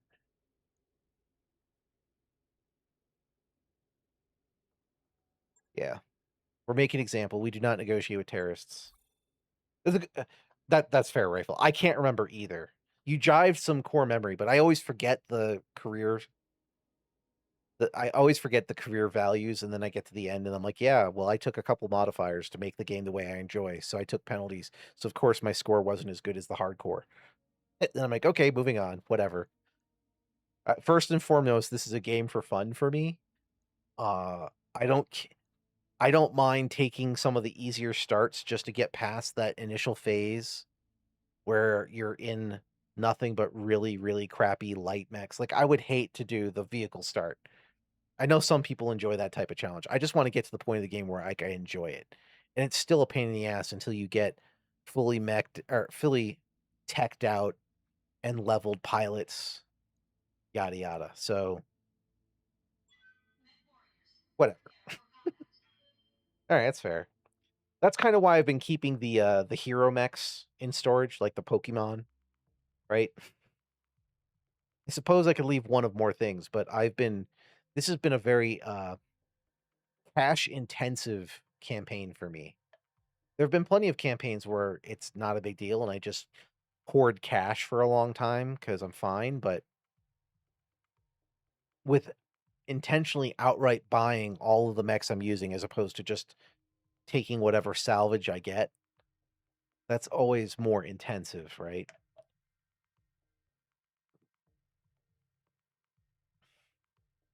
But this is giving me an idea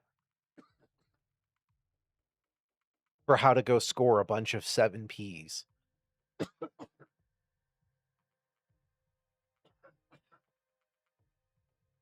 Like I said, I think I'm going to have to do a campaign at some point. Sorry for the coughing. Where I just start in Capella in space and just beat the crap out of Merrick, but keep them from getting too low, and then just bouncing back and forth across the border.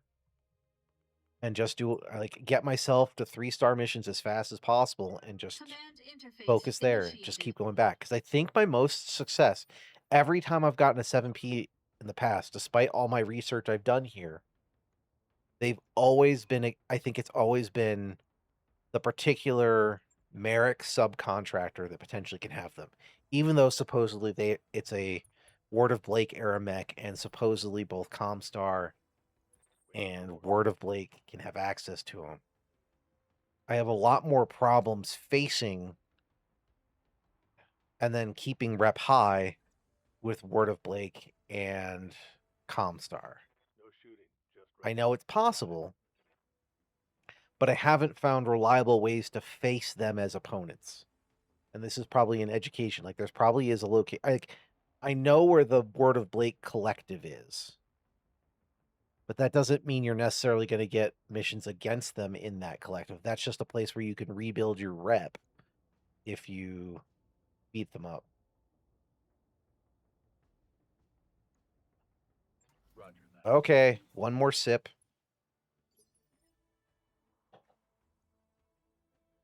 There you go.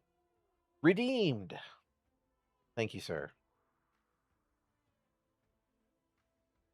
This has been a fun conversation today. I like getting into the weeds on Battletech 2. I really am happy. Rifleman, everything you've told me in the past has been fantastic.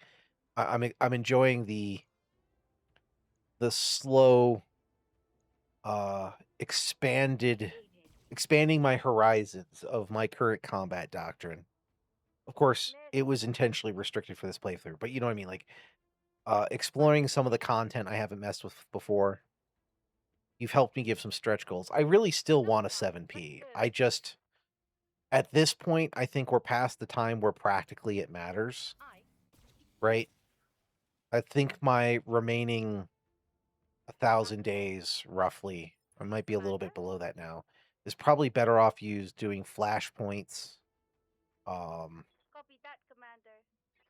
finishing getting my Mauler backlog, and I think going and getting a crap ton of rotary medium lasers, and maybe actually this might be fun for my bar guest, some of the rotary large ones as well.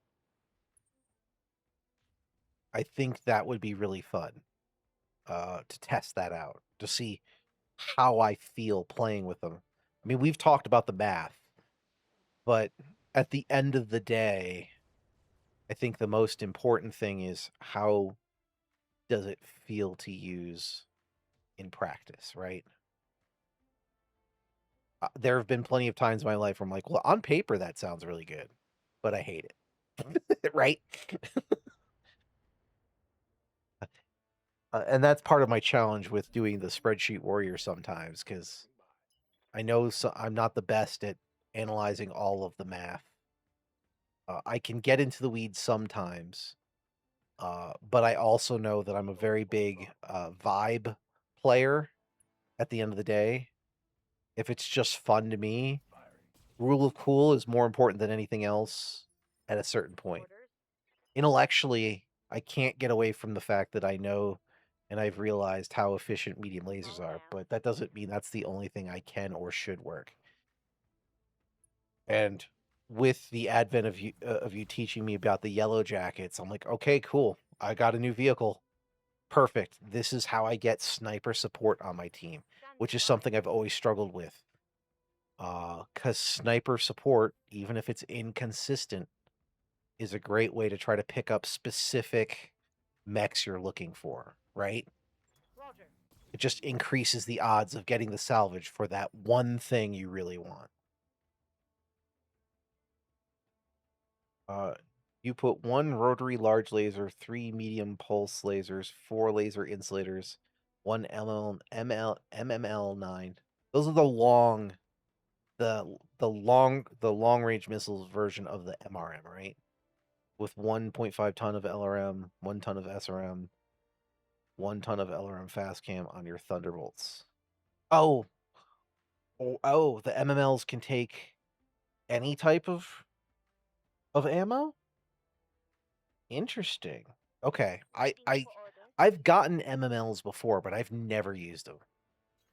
I've struggled to use anything but LRMs. Mostly because with the way I play, I know SRMs can be very multi-missile launcher, LRM in it. Okay, got it. But the consequence is they can't fire as many missiles as Minimal damage. an LRM, but they can shoot more than an SRM, basically. Okay. Maybe that's the way Damage. I could get myself to actually make an SRM boat, making an MML boat, so it can fire a few more missiles. Maybe that's what. It's because SRMs do good damage, but usually when I'm using missiles, I'm using it for indirect fire. 3579. Okay, yeah, that makes sense. Since a normal SRM can only go up to 6, that's a 3 more missiles. Okay. Like I said, there's a lot of cool shit out there that I just don't dive into. In general. Like dropping acid on people. Hell yeah. I'm annoyed when it happens to me, but I never use it. Warning. Enemy reinforcements detected. Really? Roger that. I'm not done with the base yet, you jerks. Affirmative.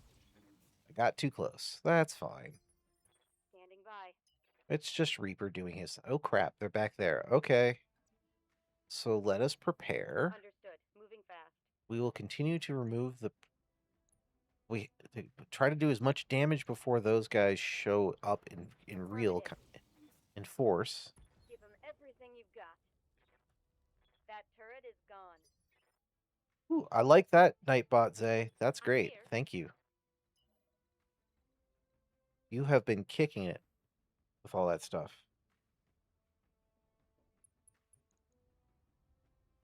Blackjack Omni. Blech. I know there's utility for Omnimex. I just don't like them. Standing by.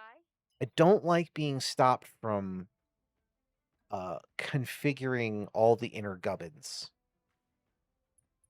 And also, I find that the standard engines on most of these things are not to my liking. I like up-engine things, you know, because I love to run really fast.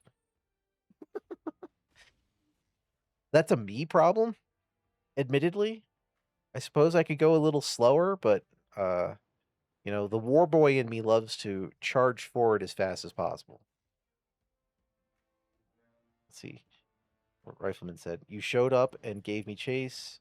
You dropped me in the toxic waste. Guess I'm not so pretty anymore." In the words of Tim the Toolman Taylor. More power. Yes. I mean, that's... I'm sure there's a community defined standard on... No, really, you should use this engine. Don't go any heavier than that. That's the engine you should use. This is the most efficient. This lets get you the most stuff out of it. And I probably could do that. If I dropped my 330 engines to like a 320 or something, probably wouldn't lose too much move. Show me your war. However,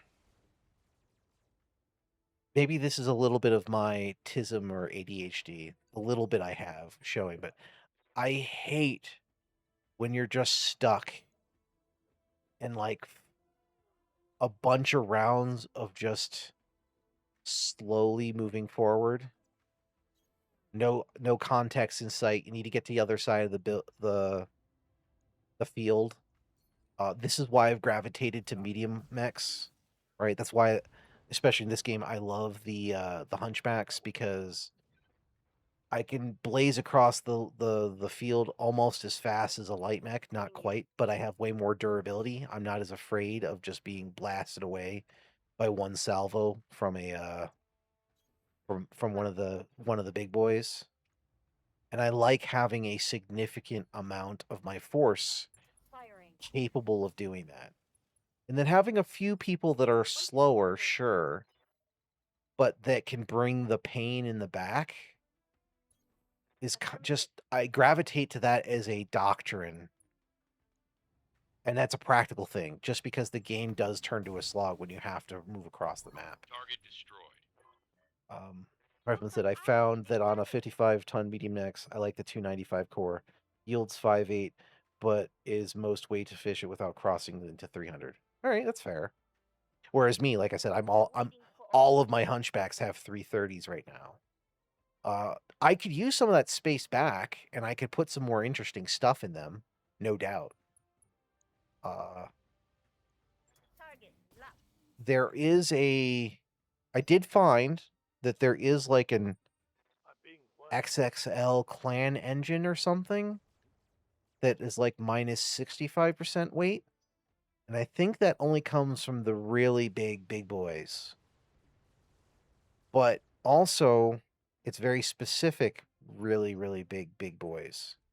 Only a small selection of them because it has to be a non-Omni-Mech variety. So that was also on my shopping list, which means doing more 5-star contracts versus the clans as another thing. But I mean, I've already come to terms, right?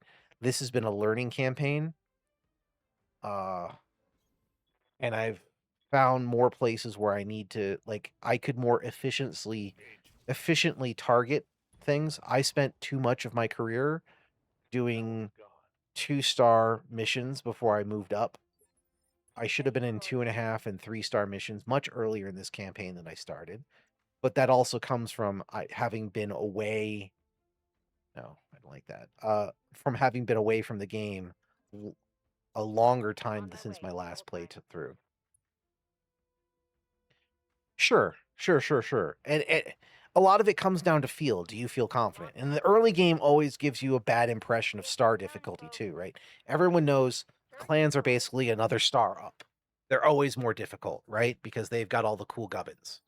Yes, they have weaknesses, but the sheer amount of firepower they can unleash, the battle armor, which if it gets on top of you, is just a really bad day, etc. Right? Like they've got lots of things, but your regular stars, and knowing what that means, like 2-star means you're still going to get a bunch of vehicles, which are not really great for getting loot. Right? They're not real. They will stymie your ability to get decent salvage, which is fine when you're just going for contracts for more money than salvage.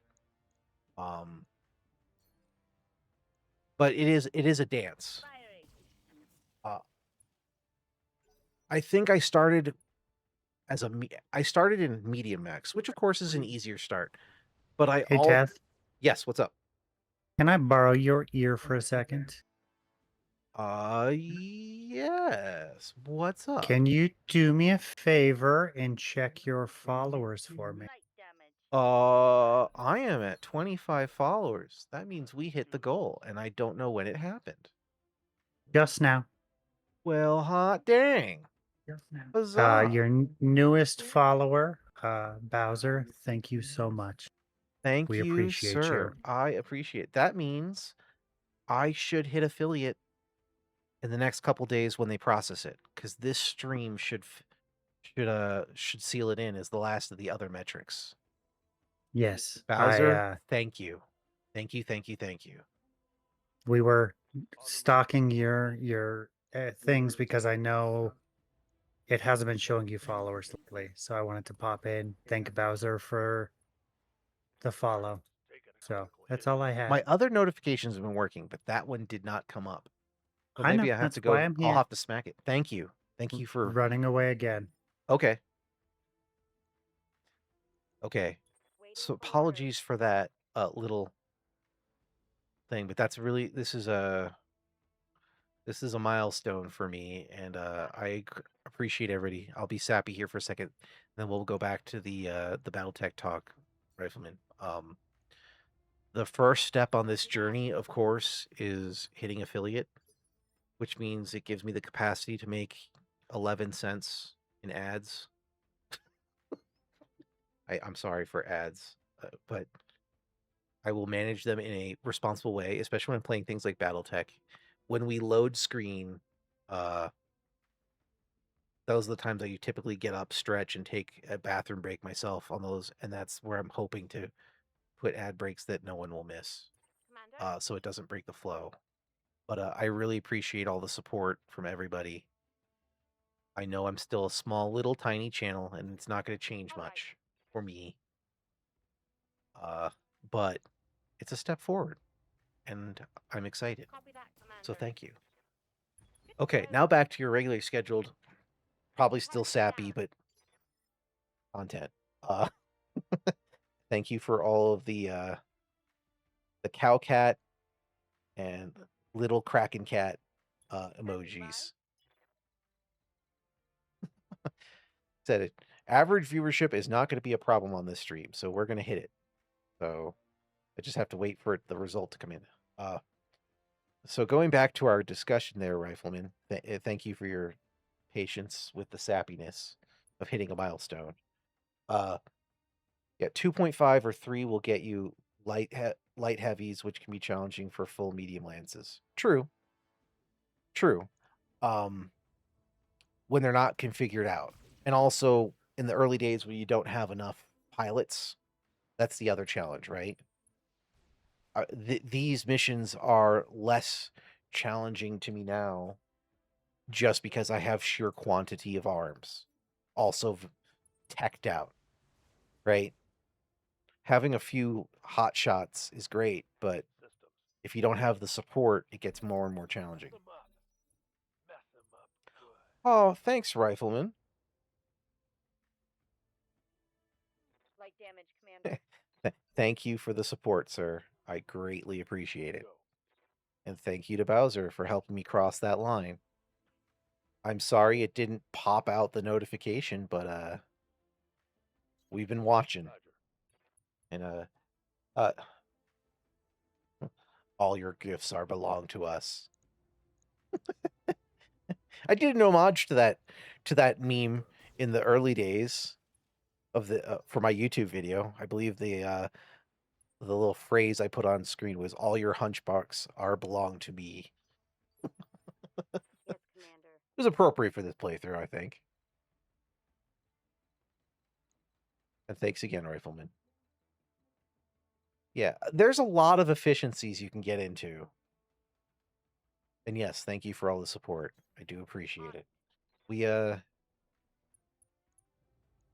I don't want to turn it into too much of direct silence. Like you have to do this, then you have to do this, then you have to do this. That gets away from the fun for me, right?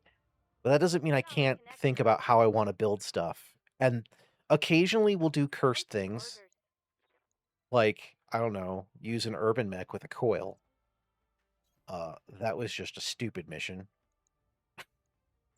I don't know who thought that was a good idea besides Tex, but I'm also shocked they turned a coil into a super weapon.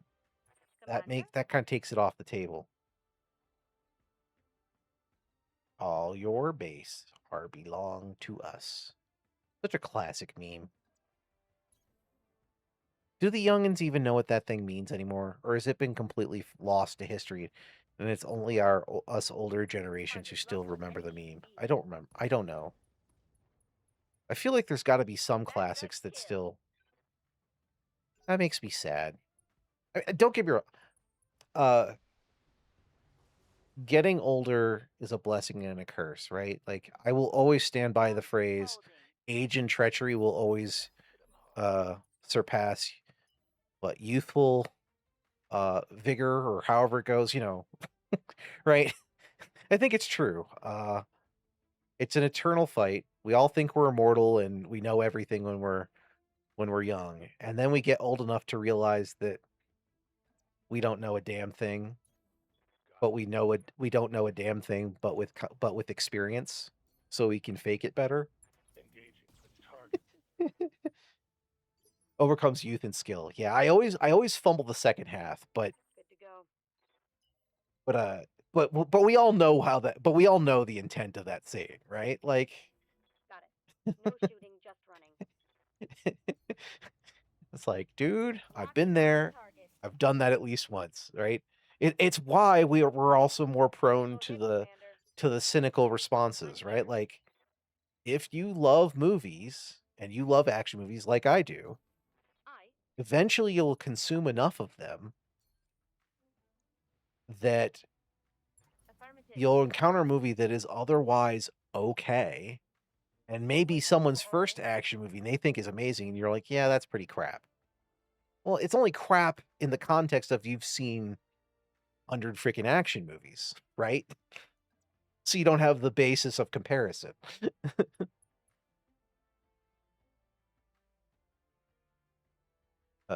Zay said, I think it is lost between 67 and another BS 10-year-old watching YouTube, lack of attention insanity. Well, okay, so that's you're not wrong, but that change in attention span is also a product of other things, right? there's a corollary to this. This attention span has also been with a rapid comprehension on the other side. So fun fact, I wouldn't know this if it wasn't for the fact that JP is kind of into the competitive gaming scene. I listen to their podcast with his podcast with Co Carnage and Ezekiel a third off and on. But they were just talking about it because Marvel Tokon or something like that came out recently, and they just made an offhand comment where it looks like the latest round of Let's move. Star or not StarCraft, dang it, Street Fighter championships apparently were won by like a 17-year-old, and some of the initial online tournaments for Marvel Tokon have also been initially won by like 17-year-olds. And their capacity to process and do moves is beyond anything that us of the aging generations, whose reflexes, of course, will just naturally go down unless you're Shroud, because he's a robot as far as I'm concerned. I mean, even his reflexes are clearly going, but I mean, like, he's practiced a lot. His experience makes up for any degradation in his reflexes on a level that is impressive, even if it's not my type of content. I know who he is, and I respect what he can do, because that would be me. But yeah, oh yeah, the first time you watched Robot Jocks versus now, right? Yeah, you enjoyed it the first time, and now you're like, maybe not. Yeah, kind of how I feel about every 80s action movie ever. Some I have more respect than others. I enjoy all of them, but I will call most of them terrible. Especially most of the Arnie action movies. They're so cheesy. And why, in general, I really liked the remake of Conan, even though the general audiences did not in any way, shape, or form. There are aspects of the Total Recall remake that I like. Other things it did bad. I just appreciate it in certain ways that the greater audience did not. And I'm okay to be on that, to be my hot take I'll have to live with forever. And I'll keep making it. And if we were in a true if we were truly having a movie breakdown, I would need to go watch it again. And my opinion might be slightly different on a second viewing too, right? Like, I saw it once in the theaters. I'm like, hey, that wasn't so bad. I kind of like some aspects of it. Maybe I'd hate it on a second view. I don't know. Commando wasn't great. The pipe that they threw through the guy and then there's steam coming out and no blood, that was real cheesy at the very end of the movie. About the only thing I remember about Commando. Predator 1 is absolutely still a classic. Predator 2 is an absolutely terrible movie, but I also enjoy it. But there's no way it holds up to Predator 1. I think that's safe to say, without getting too flamed by the general audiences. Not that,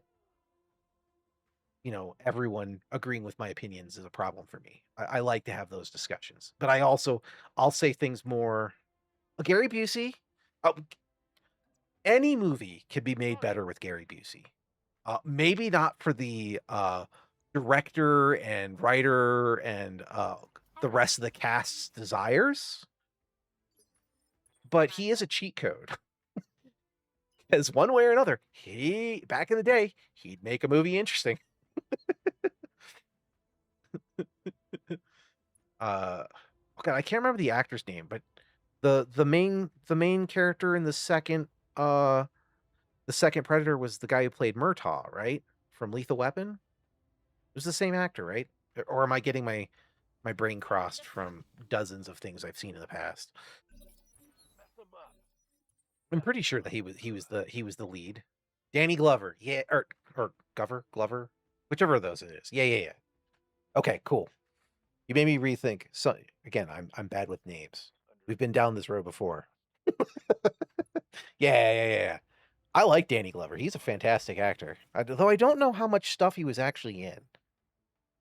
Lethal Weapon and Predator are the two things I know of, but I'm pretty sure there's got to be some other stuff I've seen him in that my brain is just hasn't identified as a core memory that someone would say, and I would go, "Oh yeah, he was good in that too." Firing on target. But to be fair, he had a little bit of a shtick. He definitely. Was that Mark Wahlberg Shooter? Was that a movie he was in? I feel like that's right. I'm receiving you. my memory is on point today. Sweet. This is great. Usually I'm fumbling through this stuff. Quick stepping it. I've seen Shooter precisely once. I remember it being incredibly cheesy and fun, and that's honestly what I feel like about most of Mark Wahlberg's movies. I know some people can't get over him being Marky Mark, Waiting for and I get orders. that. And I feel like there's some questionable history in between. There's some other things that have pissed people off about him. And that goes back to other conversations of can you separate the artist from the art, which can be challenging sometimes. Target Um, down. but I've enjoyed most of the movies I've seen him in. I love The Italian Job. That's another incredibly cheesy movie, but I loved it back in the day. I mean, just Rifleman and me remember Shooter. And I feel like you might have had a core memory, a twinge from probably watching Shooter with me, Zay. But I don't think you remember much more of it than that either. Mission It's been a successful. long time since I saw that one. I was like, I went down a rabbit hole in the early days during a dark period. I watched a crap ton of obscure action movies that were on Netflix. And I stumbled across a movie that I had never seen by Bruce Willis. I think it was one of his first movies ever. It was kind of a noirsy, 40s-y detective movie, is what I remember. It's been so long, but it was like one of his first movies that he'd ever done, and I had never seen it before. I was like, hey, that's not bad. Like, that kid's got some skill. He's going to go on to do something someday. Having said, you know, with with knowing what he'd go on to do, right? Last Man Standing. Yeah, that sounds right. Yep. I'm not saying it was the best movie ever, but I mean, for the time, for the budget, for everything else, I was very pleasantly surprised with that movie as a fan of action movies. Hitman in Rural Texas. Okay, it's been a long remember it's been a long time since I saw it. I gave you the vibes of what I remember from it when I did sit down to watch it, right? But I mean that Last Man Standing's been lost to time. It was definitely obscure by the time I went back to see it. Okay. All right. Hold on. I need to pick my tech. Let me get the links parts, and I'll grab the Omni so I can sell those. Okay. Moving the microphone up so I can stretch. Stretching to the right. Stretching to the left. Stretching back. Lifting the arms, another back stretch. All right. Another. Okay. Big ol' stretch. Thank you. Actually, I was overdue for that. This has been a fun stream today. I've been really enjoying the wandering conversation. Hopefully waxing poetic on Dark Souls concepts for a little bit didn't drive you nuts, Rifleman. But that was a fun conversation, and part of one that Nose and I have had off and on. But it gets easy when you've had discussions with people that you skip some of the underlying conceits that would make parts of the discussion make sense to others.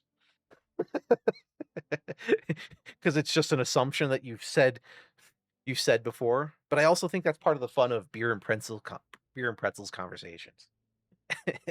It's just what I love to do. Right? We talk the vibe. And I appreciate you fact checking me on some of these things. Like I mentioned something, you're like this. I'm like, hot damn, yes, that's what I was remembering. I don't think I'll ever be a Luke Stevens or a legendary drops where I fully go, here is my viewpoint, and here's the 100 different links to all the things. I love having the conversation be like more of like I said, a beer and pretzels conversation where we talk about the vibe, and when we can remember the link, reference it so you know where it's coming from. Yeah, here's my opinion and what citations I can remember to go, this is where I remember discussing this is what I looked at, but not going to the full extent, like, here's my entire thesaurus at the back of my novel, which says, and here's all the books I'm citing, like, not to that degree, but like, hey, there was a few videos. One of them I saw was a Legendary Drops, and in this video, he discussed this thing, and I believe this might have been from the New York Post or New York Times or blah, blah, blah. But that's all I remember, right? If you want to find it, you can go look it up. Don't trust me. I'm just a dude with a microphone. I am not pretending to be an expert, right? I am just a amateur business geek who has access to a microphone and really loves following the gaming industry and tech to some extent, right? So I've consumed a lot of stuff around those things. I know more than you're. I mean, let's be fair. I think any hardcore gamer probably knows who Bobby Kotick was today. Fast forward another 5 years, and I don't think that's true. You know, the scum and villainy who used to run Activision.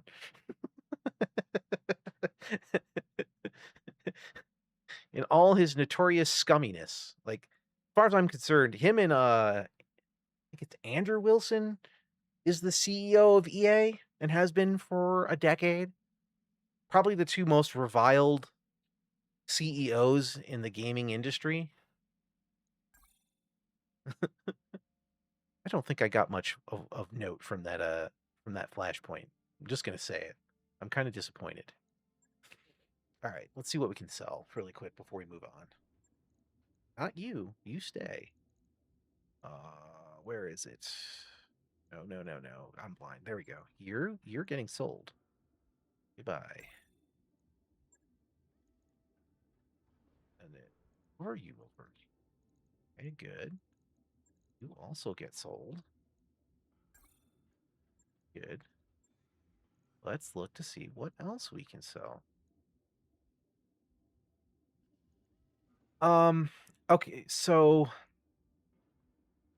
this is because I am, again, a business geek.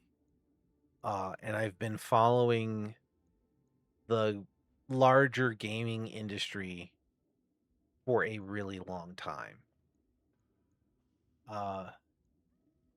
They so I don't expect most people to know things on the same level. You have to be someone who's dedicated to following things on that level. I followed Activision very closely in the Microsoft Activision era, and during that time, Bobby Kotick was a very outspoken figure.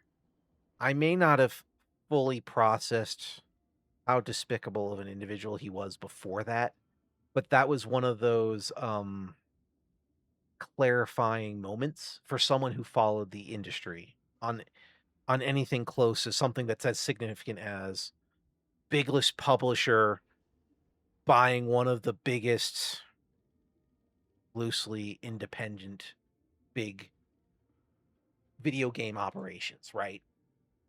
That being the biggest merger at the time. I'm going to presume the Saudi deal for EA may now eclipse it because of their 20 billion debt association with it. And I don't expect most people to do that. Like if I ever gloss over one of these things where I just say something, you're like, "Who's that?" Ask me. I'll give context because some of it will be second nature to me from looking at this stuff so long. But just basically, if you picture the worst used car salesman that you've ever engaged as a stereotype, right, in your mind, that's Bobby Kotick. He's a true and through CEO of very little morals, and profit comes first. I highly recommend the Lex Friedman podcast where he talked to Jeff Kaplan, who is was an old time Blizzard employee and was the face of Overwatch when it initially launched. And he has some very damning things to say about the corporate culture with Activision as it improved. Very fascinating from the early days from that discussion. And then you can see how the cracks, come to bear as time goes on. We don't need to get farther off the track there, but there's some context for you. Like that's a place where you could learn a little bit, probably more than you ever wanted to know about Bobby Kotick and his regime. I mean, he doesn't say it explicitly, but it's there. I think I'll go to you because you're 40 days, and you're another short one. We'll do that. Commander. Course plotted. When holes merge, it creates waves that affect space-time. Yeah, same thing with companies. They're kind of the same thing. So here's the fun thing. Like, monopolies aren't always bad. Case in point, Steam. I'll never understand ACG's. I like ACG in general. Carrick is a fun guy. He has an interesting point of view.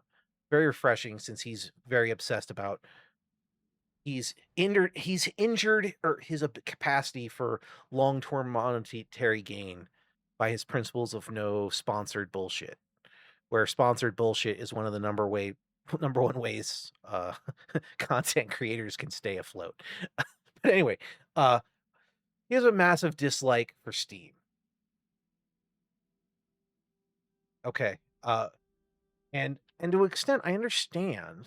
Like, I understand that not everything Steam does is good. Like, I don't like the loot boxes related to Counter-Strike. It also doesn't necessarily affect me very much because I'm never going to I don't like loot boxes, so I don't engage with them, and I don't like shooters and stuff, so Counter-Strike is not my thing. But I also know they've made an unconscionable amount of money from there.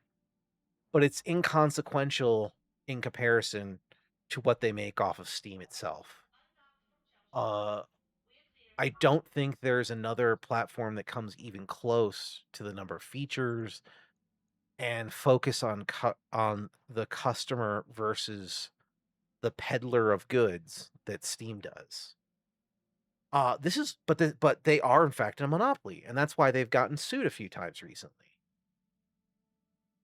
Yes, Steam in 2005 was a much different thing. They've used their time to build a product that is almost impossible for anyone else to compete with. It's kind of the WoW model, right?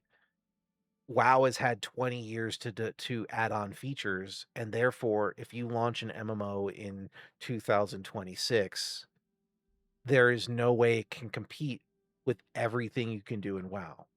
Regardless of people's criticisms of how much skill it takes to play WoW or its current state, it's had 20 plus years of active development, and so that makes it really hard. I mean, it took Epic Game Store like a year to have like a basket to put your stuff in. Tim Sweeney does not believe in customer reviews or customer visibility. He just wants you to shut up and buy stuff, which consistently turns him into a laughing stock on Twitter as people mock him and his positions. But that's the business person's mindset versus a company which has consistently, even if it's for their own benefit, has always put the customer first. But that type of philosophy of putting your customer first will draw more customers is not a common business practice these days. Well,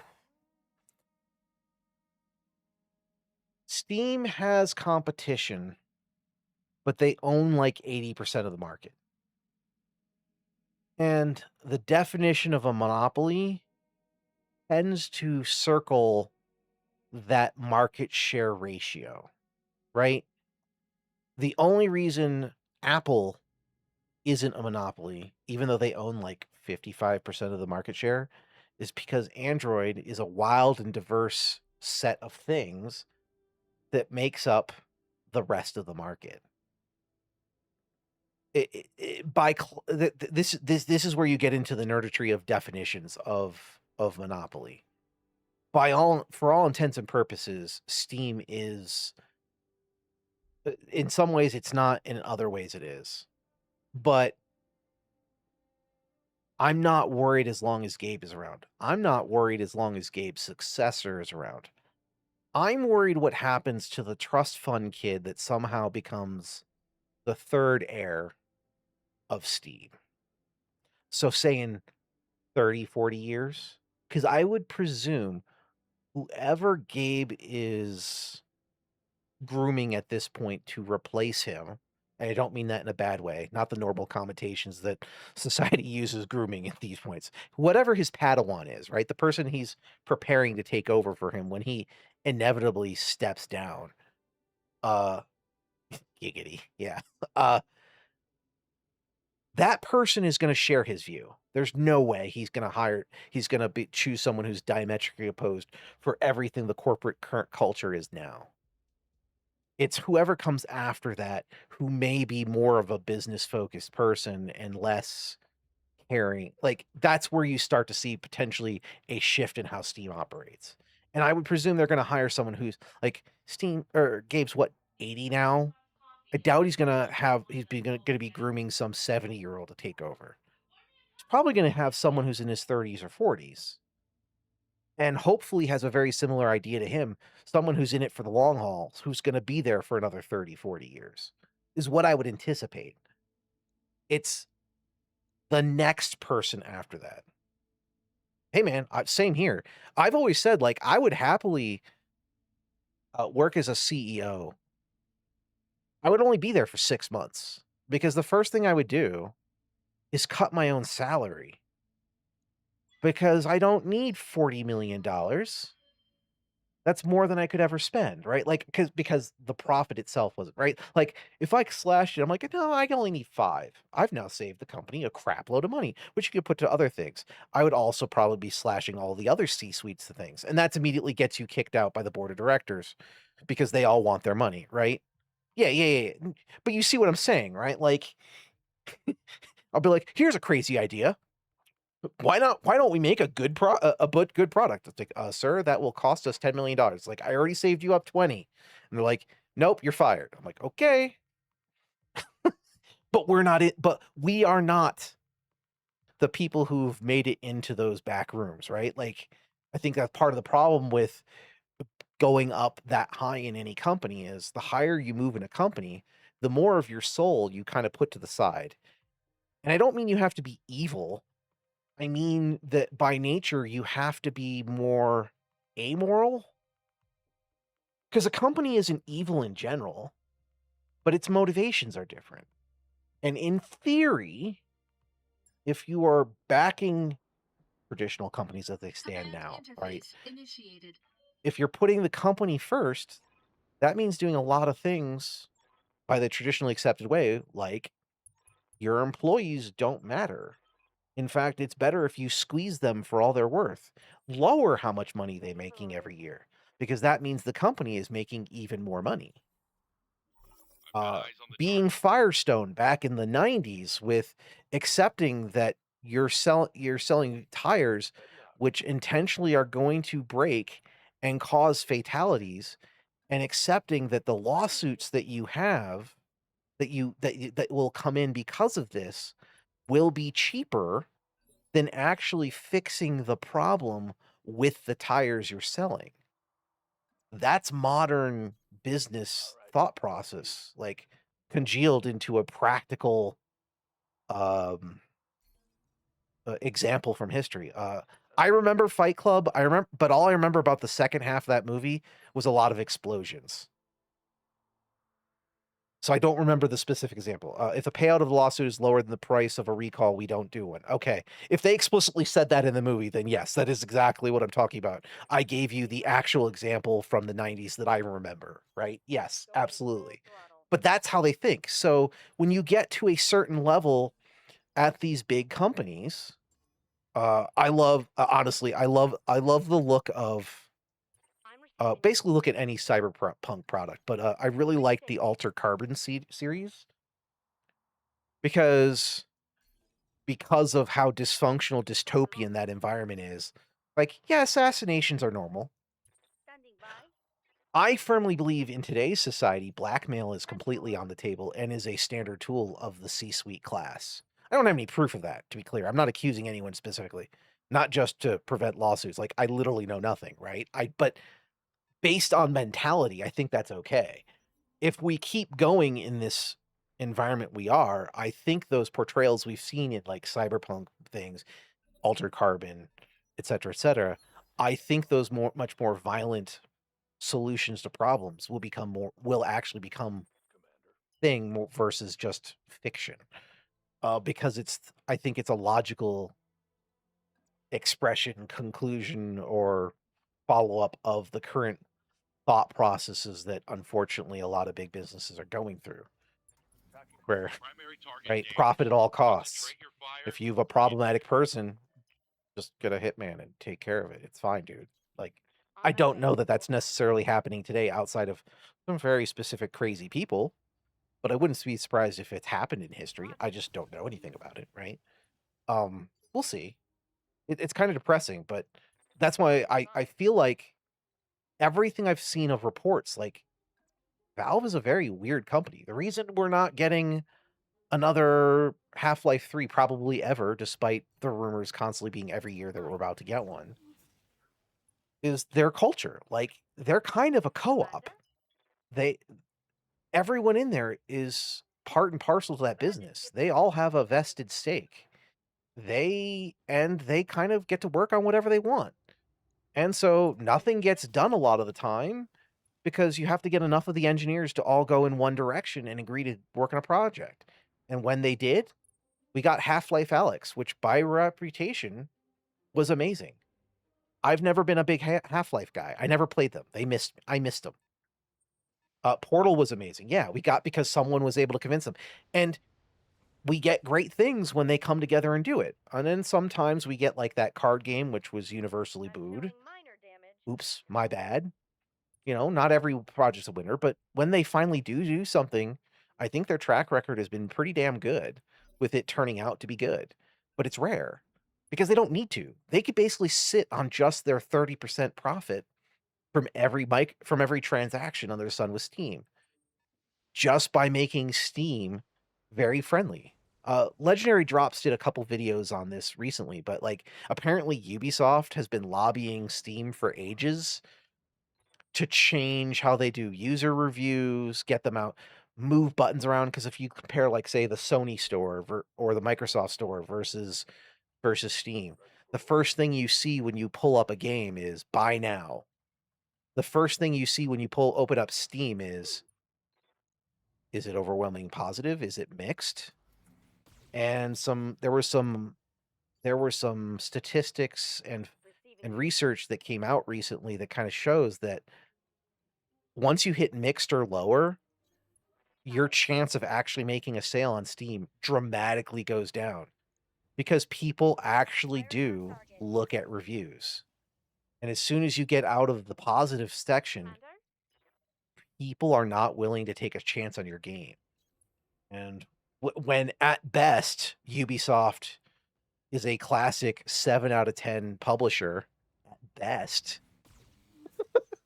you know, like that stops some sales, right? It's like, oh, you got $1 billion idea. They sell a game dev simulator, and has the customers design the next game they end up selling on Steam. I mean, there is Game Dev Tycoon, right? Which I mean is not quite the same thing, but is kind of in that vein of with a humorous bent. No target. They didn't make it though. But you're I mean you're not wrong. I mean, okay, well here's another story. Aging target. There is a little bit of a dark cloud with it as of the last time I heard the story. I haven't looked to see if there's an update, but Valve actually gave their source code with an NDA for I think I think a Half-Life fan game, and fully said go nuts. Go make your game. And apparently the game is ready, but Valve has not responded to them for a few weeks. This is as of when I heard the story, I think like a week or two ago. So they couldn't move forward with actually selling it because they have to get sign off. But um other video game dev or whatever do you see actually giving their source code to a freaking random indie project for a fan game? I mean, Nintendo just sues them out of existence, right? Which is what most people do. Nintendo is just the most litigious of all. Mess 'em up. So I mean, like, Mess 'em up good. they, I'm as I'll always maintain, they're not a perfect entity by any means, but if we had to root for a corporation, they're not quite a corporation, although they're profitable. Steam's about the only one I could say that I could actually like, say, yeah, they're good. It may not be perfect, but Waiting for orders. I'd rather they be the bar that we support and get other people to act like them versus the normal Honey, let's go. nonsense, right? And there's my pro Steam rant. I can't say they're the best in the world, but or or I'm sure there's other small companies that may have Hostile like eliminated. I know there's companies that have reasonable people at the helms, Commander. but I've always maintained it only takes one of those business idiot jackasses to start corrupting a company. Yeah, please don't shoot me. No, I'm Tim Sweeney is a tool. Now I've been stricken off ever getting to be a Fortnite insider. Oh no, I'm so sad. But like, he's just a tool on, and shows his out of touchness consistently. And I love that Legendary Drops interacts with him on Twitch, so I don't, or not Twitch, I'm sorry, on Twitter, so I don't have to, and just mocks his positions. He's not the only one, but he brings up those conversations whenever he does his streams, and it's hilarious. It's just Sweeney thinks like a big business executive. Gabe thinks like a very his stances for his company in general are very libertarian, not to get into politics. But what I mean by that is that Holding firm. he's very much the customer. If the customer is interested in something, they want a piece of information, they should have every piece of information available so they can make their choice. We will have a very customer friendly return policy to ensure, and between those two things, customers will trust us, and by nature, we will make more money. That is, in general, at the core of their business model. And if you look at how much money they make and how much they've grown since 2005, I would say it's turned out to be a pretty damn good model. And it's a model that a lot of companies used to focus on. But in this age of never ending I copy. constant need to escalate profits, we've entered the enshittification era. And most companies do not follow that as a Full speed. No design brakes. philosophy. It is antithetical to their desire to make all the money in the world instead of just some of the money. Or I think to be more fair to them, as best as I will ever I'm be, here. it is a recipe that causes them to have very short-term thinking. That's the nice way to, right? They're thinking quarter to quarter. Whereas if they would just Alright. think 6 months in advance instead of 3 months in advance, Waiting for orders. maybe they would have the capacity to make even slightly better decisions. I don't expect us to have another Toyota 100-year plan for any company in the near future. Firing on But I will say, if you look at Toyota, it worked out for them. It also priced me out of buying their cars. I used to love Toyota cars, but now their cars are so bloody expensive because of that constant plan for the future. That's not great. That's a repair bill. Anyway, I'm playing terribly is what I'm seeing. I'm just, as long as I don't lose any components, I can replace these mechs. It'll be fine. I have played way too aggressive. Oh, nope. That's a restart. That hit it. All right, I need to play more cautious. I'm playing like I have my full regiment versus only four mechs. That is a me problem. I'll play better while we talk. All cars cost the same. Toys you pay up front, GMs you pay after. Well, yeah, there's in betweens. Um, I'm not a fan of American cars for a lot of reasons, and it's kind of what you said. And then there's luxury brands that make absolutely no sense to me. I would never buy a luxury vehicle. I'm also not a car guy, so I'm not the target audience. But buying like a Lexus or any of those models where it's like, yeah, you drive it around during the week, and then it has to be in the shop all weekend to repair it because they're so terribly designed. But it's a premium experience, and by premium we mean it's going to cost you an arm and a leg. You went from a Toyota 4Runner to Lexus GX, same truck. I mean, if that one's good, that's fine. I just use them as an example of a brand, right? Um, I had a Kia for a long time, a Kia Forte, because it was very affordable, and for a very affordable car, it was also a car that had a lot of technology built into it, and still being affordable. Also, kind of like Acura's of all things. I did a bunch of research a while ago when we were working on cars. I don't have any of these now, but Acura was like one of the car brands that keeps its value the most. I don't know if that's still the same today because again, I haven't done that. That was 20-year out of date research, I think. Uh, but that Kia also really held its value quite well, surprisingly enough.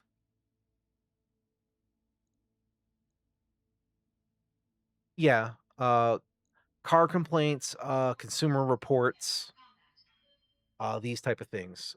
One of the biggest ironies, tying back into we were talking about you were the CEOs you're aware of, like Musk, right? Like, so if we went back 20 years, I think in general, IT nerds had a really big respect for Musk.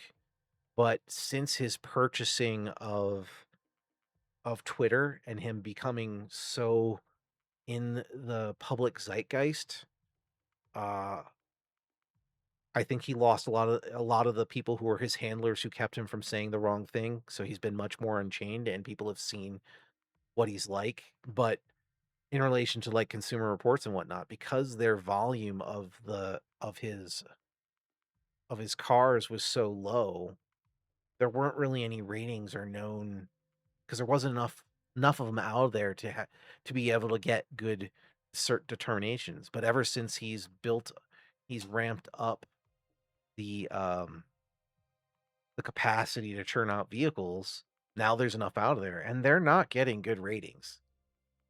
They're not good long-term cars. They suffer a lot of problems.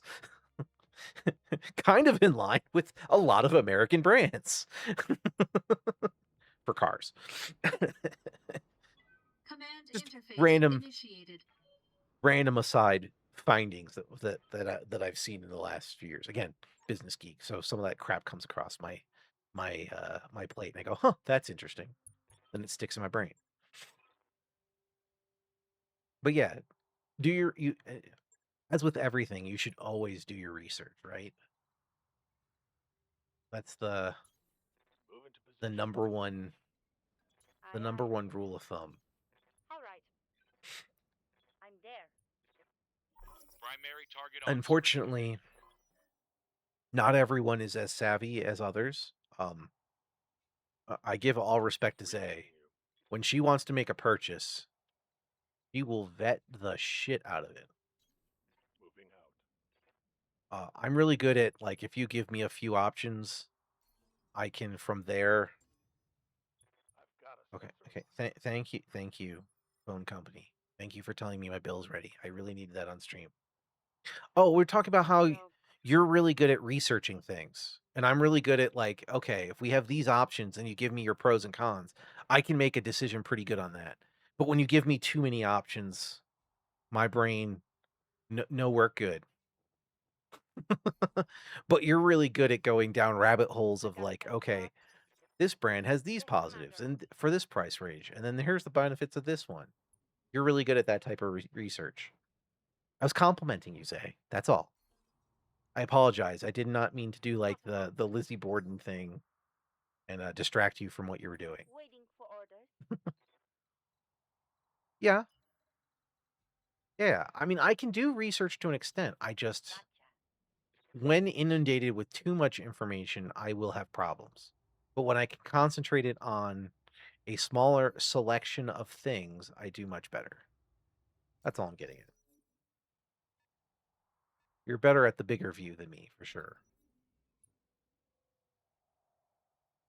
But then again, sometimes I'll get so obsessed about something, I will go down the rabbit hole and consume everything I can find about it for like 3 days and then go, look what I learned. You're like, why did you spend that much time learning about how to make an air force in Fire Emblem's Three Houses? I'm like, I don't know. It was a fun challenge.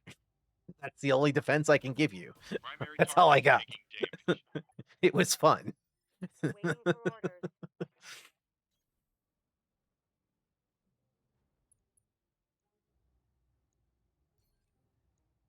Taking a shot. Excuse me. Waiting for orders. Aye. All right. That calls for a sippy sippy. My throat's getting dry from all the talking. Where's the any key? Confirm. Man, all this computer hacking's being hard. Let me order a tab. Standing by. Good old Simpson quotes from the good days. Quick stepping it. Oh, now Rifleman's doing it. I just sippy sippied. Okay, I'll take another sippy sippy. Okay, there we go. Thank you for the hydrate. I appreciate it.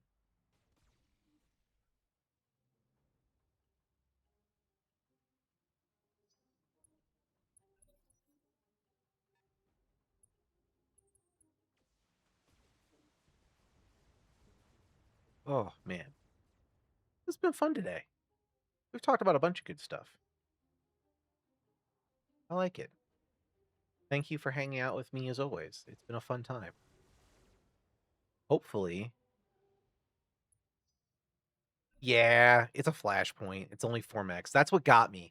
I charged too much forward and got right in the face of the supporting convoy lance. I don't remember which flashpoint I'm doing. Hearts and Minds, I think, is what I'm on. And yeah, so since it's one of the old flashpoints, you only have four people. So my traditional charge forward so I can hit them with my lasers doesn't work well. This is where using your mechs with all the missiles would work way better. Aye, I aye. can kill them. I just have to play a little bit more sensibly than I do when I start going on a random chat. Acknowledged. Why didn't I bring the Mauler? I think I'm limited to 55 tons, I'm here. if I remember right, for the mission design I chose.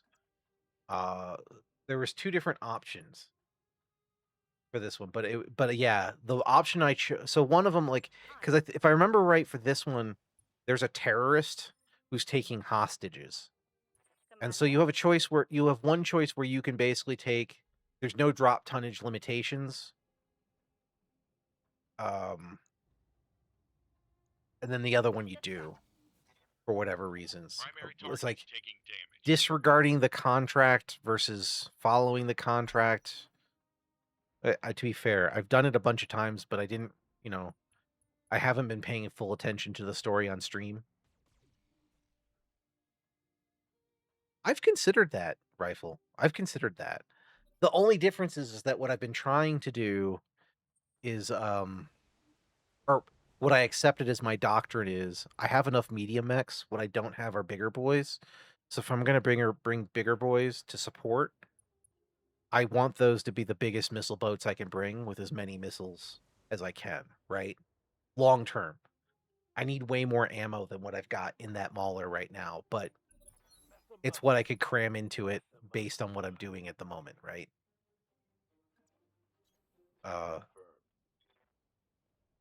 Yes, I've never been a fan of trebuchets. I've never played with a yeoman.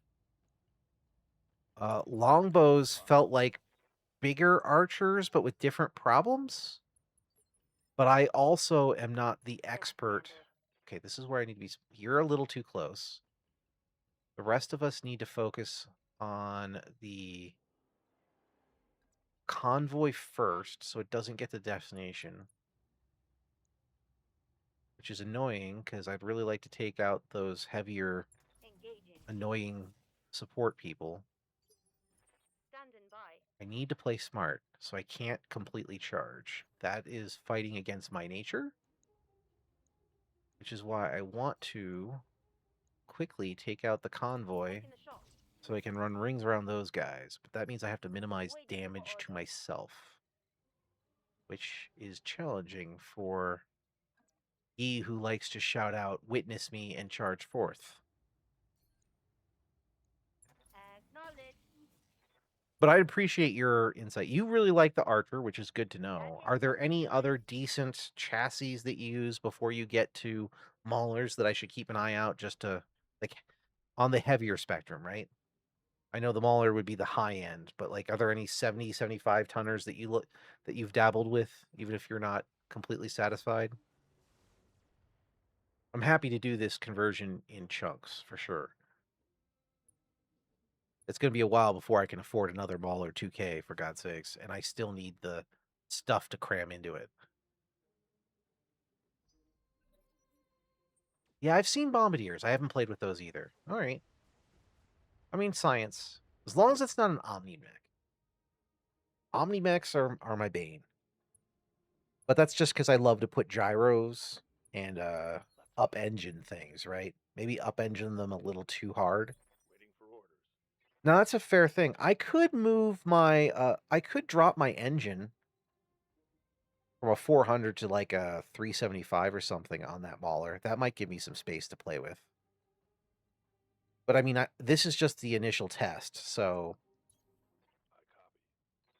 I need to test it out, see how it works now that it's built, Roger. see how I like it, and Hell then from yeah. there, I can start Target eliminated. tweaking and going, yeah, you were right. I should have done this from the Advised. beginning. And that's fine. But that's what I wanted to do, right? I wanted to make sure I built something that was classic me with what I have. And then you can tell me why it's dumb or why other things would also work, right? I'm receiving you. That's called learning.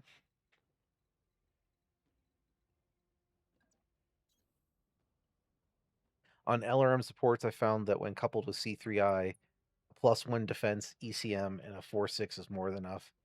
And even a 3.5. Yeah. Intellectually, I understand that. Copy It's that, the fight Commander. between instincts, like what your heart knows and what your brain knows, and those not always being in direct or being in agreement, right? Like I've had, and honestly, some of this is from the early days of Roger, playing Commander. vanilla Taking it. and just like initial scar tissue you just can't get past. But I think vanilla, aka some of the flashpoints, pre BTA 3062, was really guilty of this, where in vanilla, you can't do crap when you sprint, right? One of the best improvements, regardless of changes to how evasion works. Honestly, I love how evasion works. Don't get me wrong, but the fact that you can that you can run and still shoot and whatnot, couldn't do that in in vanilla. So you really, tactically, in my opinion, you're kind of really encouraged to go heavier and heavier and heavier, which means you're slower and slower and slower. And then they give you flashpoints and missions where you need to be everywhere on the map. But your light mechs aren't as survivable in vanilla as they are in in 3062. And so you keep running into those missions enough where you have, and I get scar tissue. Like I'm remembering there's one where you had to run in, I think, place beacons in different places for artillery fire to come down or whatever. And if you bring a heavy or an assault on that, Commander. like you just never, like you'll never make it to any of the targets, right? Or you have so many places you need to be and you just can't respond in time. That's part of the challenge of those missions, right? It's what makes them tense. But it also gives me agita, right? And of course, with how plotting the game is, and I don't mean that in a mean way, but it's fair to say if you like this game, you're someone who can handle slower based games, right? Anytime you have to run across a map, I mentioned this earlier. It just slows down to a crawl because you're just constantly moving units, and you're trying to get there. So those slow units are antithetical that that mindset. But when you're playing, say, 3062 and you're doing a career, okay, for the particular missions where you need a faster force, you just need a lighter lance to do it. Like realistically, usually you just need some mediums or some lights if it's a light based.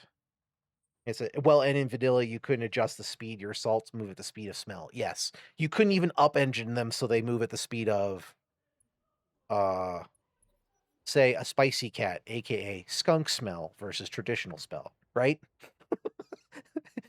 They're just slow. There is nothing else. There is no way they're just slow. So I have some of that.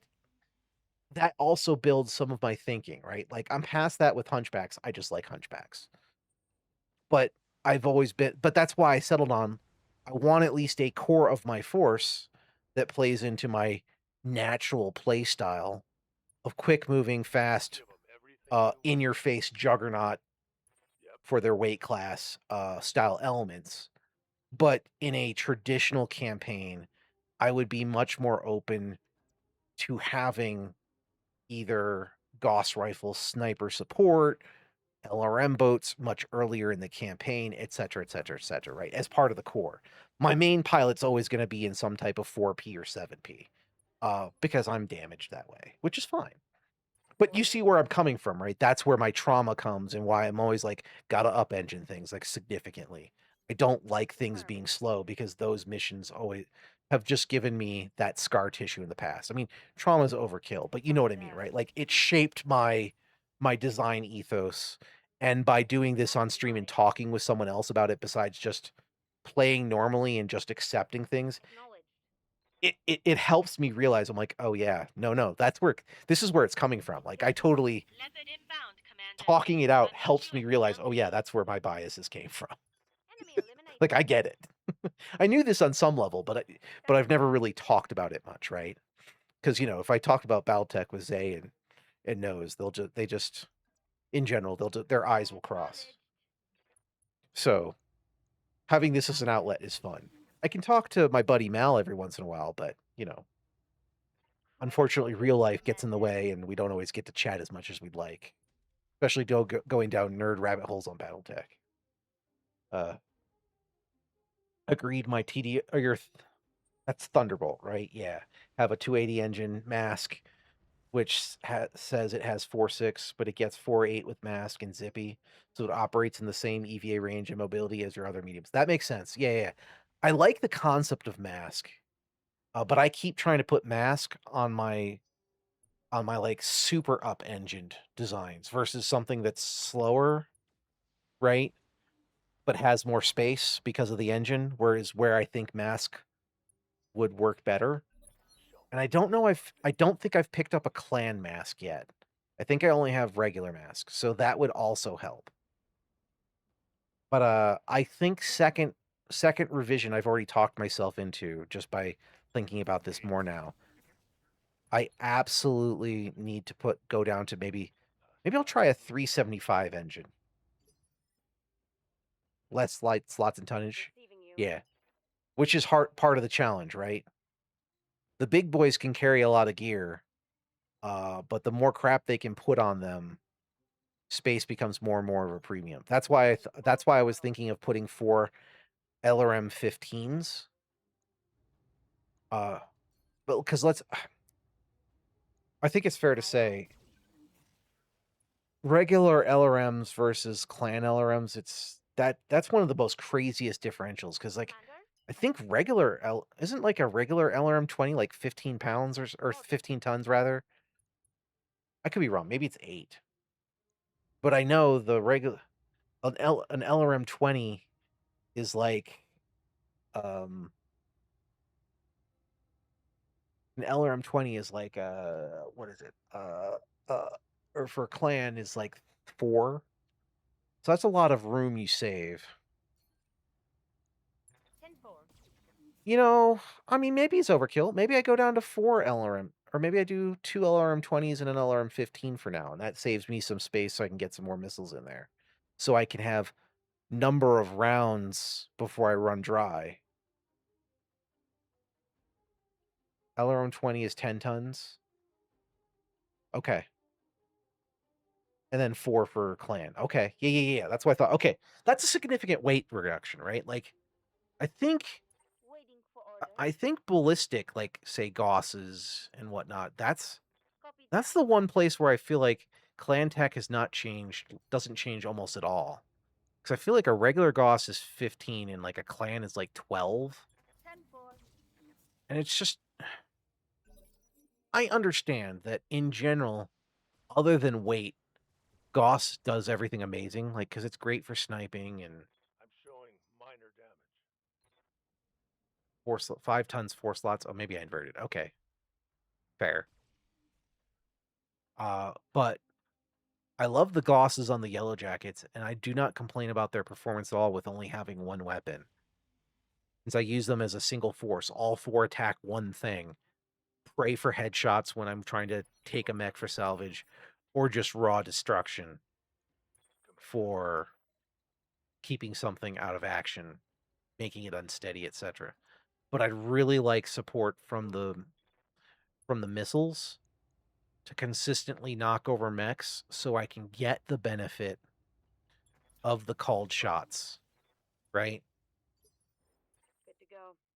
I'm considering actually making my LRM boats snipers as well, even though it's kind of silly, just to try to direct called whenever they do the aim for accuracy to try to hit, like, do I need to knock this guy over, shoot for a leg? Am I trying for a 1 in a million headshot with the billions of missiles, or am I going for critting? Like, that component is weak. I've got structure, aim for the for the weakened point.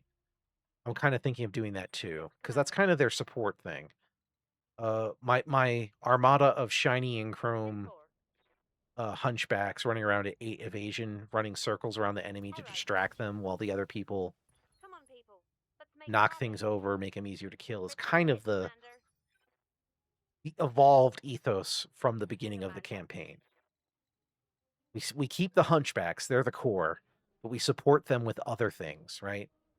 I got Gauss, but I don't know what Right. else would Target even. confirmed. I just have a problem with ballistic weapons because they're always too heavy. That's my biggest challenge. They just take too much weight. So I don't like having that few weapons on a system, right? As you can see by the fact that I'm like, no, I need 4 LRM 20s. I'm like, well, that's a little too much. Let's put an LRM 15 on there. Right? When I bring the missiles, I like having all the missiles. Could be overcompensating, but it's fun. What can I say? Hell yeah. An improve. I do have a bunch of varieties of the clan versions. I just Good to go. the one that appealed to me as maybe being able to be used in large numbers is actually the heavy machine gun.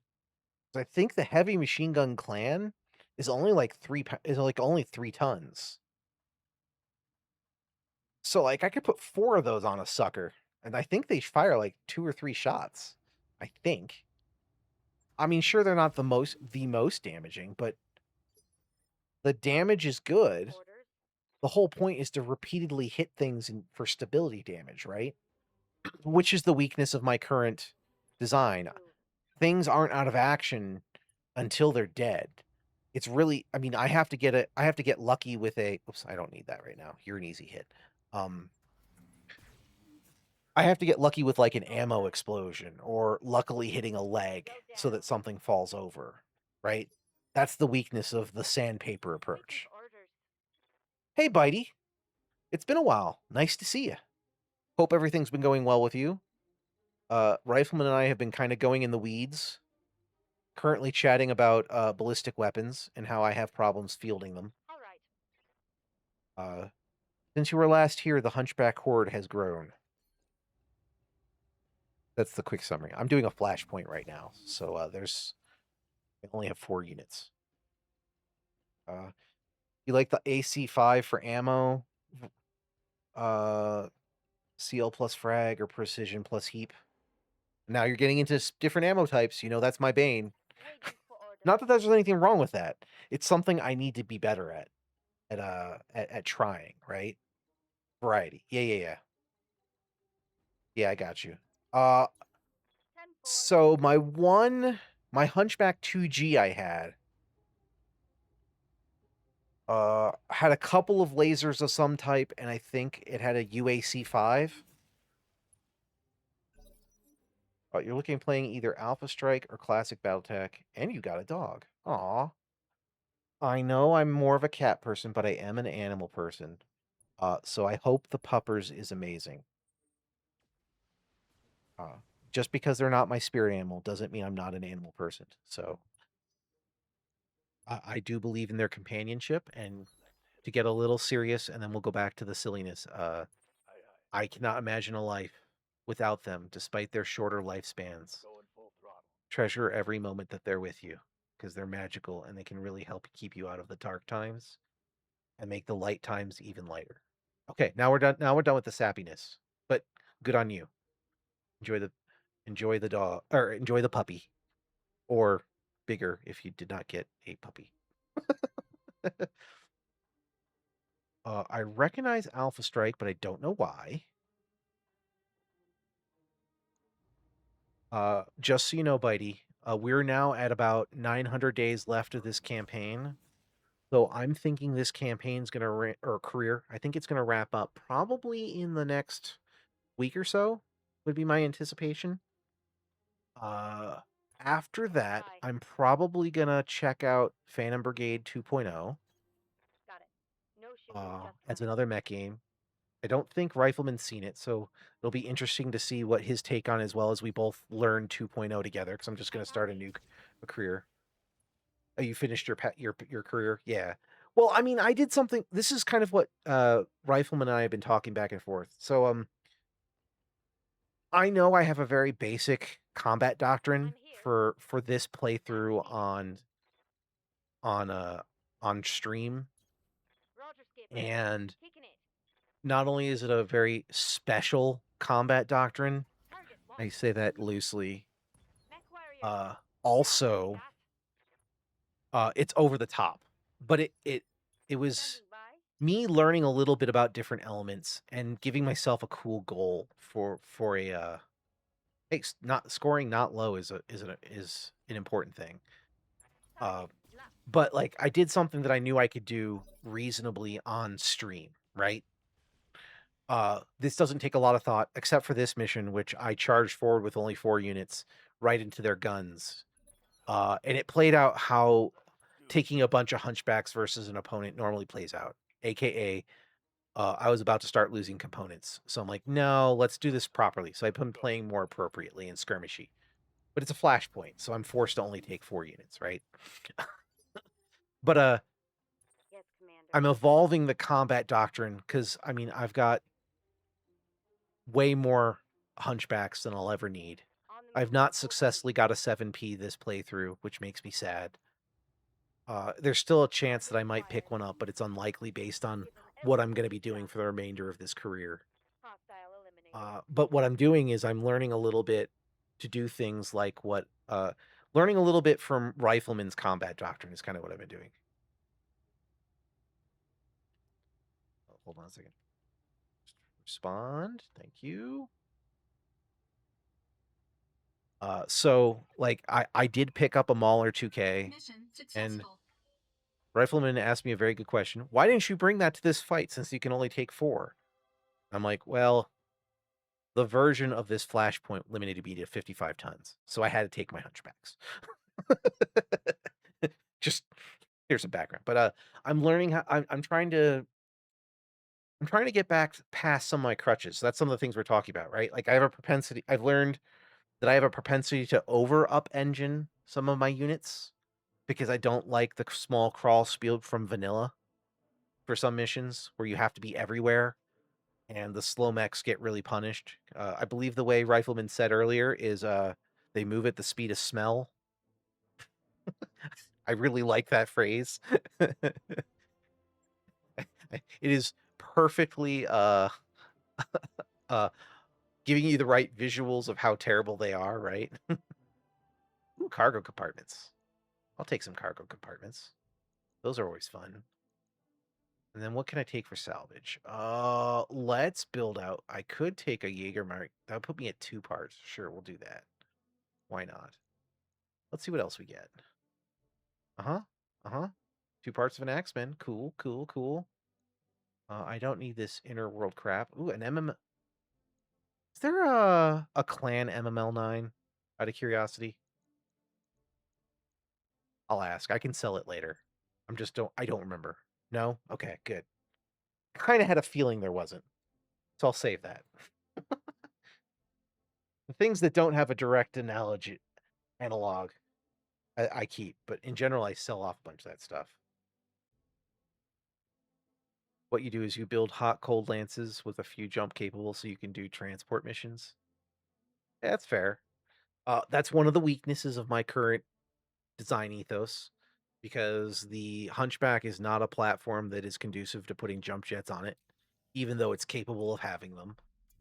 Uh, for all the wonders and ways I could extol the virtues, really, just an AC-20. That's Kaliyama, by the way. That's the independent contractor who has 7 Ps.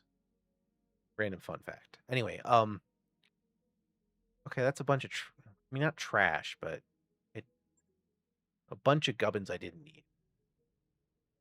Um, but anyway, the downside for everything that a Hunchback can do and that I enjoy, when it comes down to its free space is very scarce. Its free space is basically 4 ER medium clan lasers and then a crap ton of heat sinks. And that takes pretty much all of your components for the laser variety, which I use. Right. Bitey said, see, oh, wait, hold on. Almost missed. Okay, Rifleman first there, because you said it first. There is an improved MML, but just lets you use an advanced tactical missiles, which you don't. Oh, the ATMs, which I've also never used, so I can't really comment on.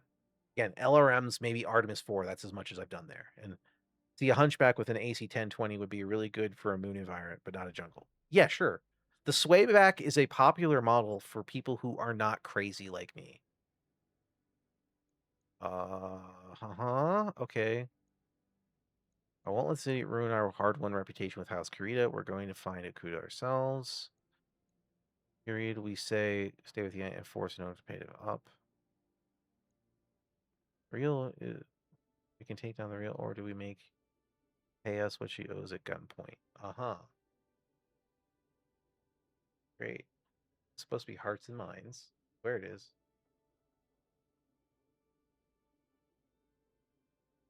Uh-huh, uh-huh. One makes me lose reputation. Uh-huh. I don't want to do that.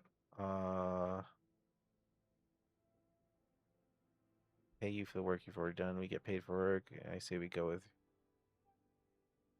Let's see.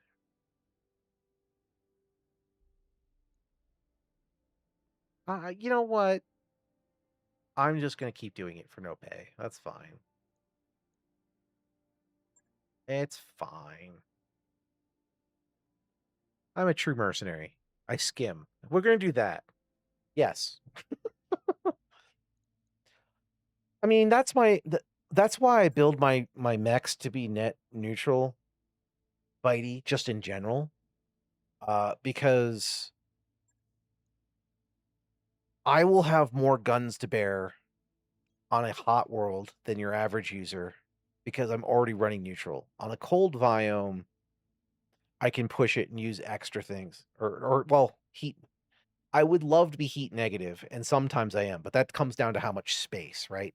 But the key, that's why I say net neutral is my goal. Negative is what is preferred, even if it's only by like 1 or 2 degrees. It helps offset. Like this Bargist I've got here, which I could actually run. Ooh, actually, speaking of which, you know what? Since there's no weight limit, we're bringing in the Mauler so we can test it. I'm going to predict it's not going to have enough missiles right now. I have enough mechs for the max you can field in BTA 3062 plus 4 light mechs. I believe it's 2 lances of 8 and then 4 vehicles. I believe is the max you can do in BTA 3062. I'm pretty sure it's I'm pretty sure it's 8 and 8. So it's 16 mechs plus 4 vehicles. So 20 units total is what you can bring it at once you max out all of the Argo research. 2 lances of 6? Maybe it's 2 lances of 6. I trust Rifleman over me. I'm just a streamer. I'm a talking head. Don't trust me. I'm a very bad source for information. Or if you do trust me, verify it. I always do that. I'm never offended. Go do your own research. That's a main takeaway from any of our chats, right? Because this is the house of beer and pretzels conversations.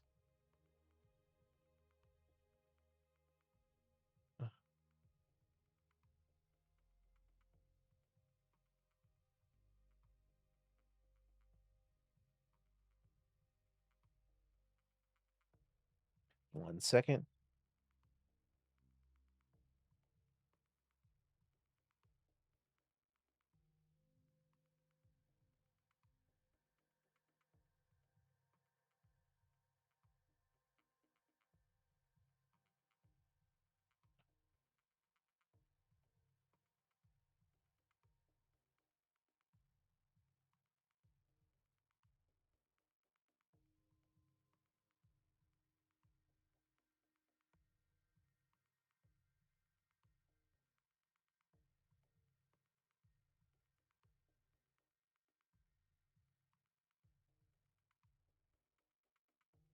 Sorry for the quietness.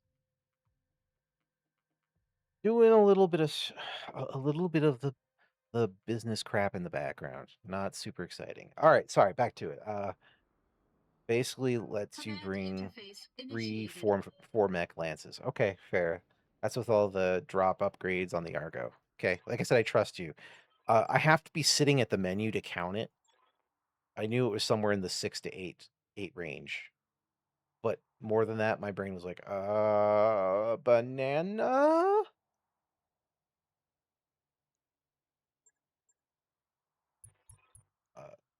I love it though. I love all the extra units. The craziness of what you can bring to bear is fun. Okay, the convoy is arriving.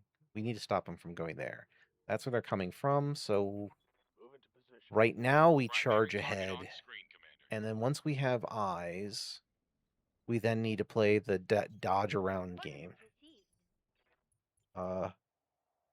Rifleman's basic design for LRM support, 2 LRM 20s, 2 ERMLs, and not less than 5 tons of... My brain always has a problem with the star D. I will get that firmly in my brain eventually. We suggest 1 ton of Deadfire, which is all I have currently. I need to buy more. 1 of fast cam. Yeah. I have Inferno fast cam. I have 1 ton of that. I saw it earlier. That was kind of neat. Roger. Uh, I think Rifleman has been playing BT Advanced just like me. I don't know if he plays tabletop. That's my best answer based on our conversations, Bitey. I leave it to Rifleman to confirm. Engaging. Target. Now with picking up and doing a bunch of streaming now, I definitely don't have time to play tabletop at the moment. To go. I anticipate I will be shifting my hours, not massively, but like Double I time. know y'all come in a little bit later than when I normally start when y'all are around, and you two are my 2 main regulars. Engaging. It's quiet. I don't mind the first hour being quiet, but I expect I will be going a little longer as time goes on. But our original first few weeks of diving into streaming full force, we were doing kind of two different blocks, right? Like a 3-hour block in the morning and then a 3-hour group stream in the afternoon. And I wouldn't be surprised if we shift to maybe like some co-op stream days Got a lock. and some other days which are more this. So my stream length will probably change a little bit. We'll figure it out. Anyway, that's some of the stuff I'm thinking about in the background. LRM standard. I don't know what asterisk in that. Okay. Oh, probably because of STD. That has to be a Twitch. A Twitch censoring. It stands for standard, not the other thing. Twitch. That has to be it. Gotcha. At least it makes the most sense. That explains why it keeps messing with my head.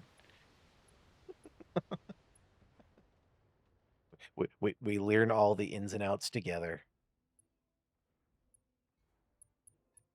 Hey. I will. Barely hit, Commander. Yeah. I definitely have to figure out what else I'm going to do for missile boats. That 2C needs to leave my lineup. I think the honorary hunchback. I've got a charger, Bitey. I think we talked about that, about chargers the last time you were here.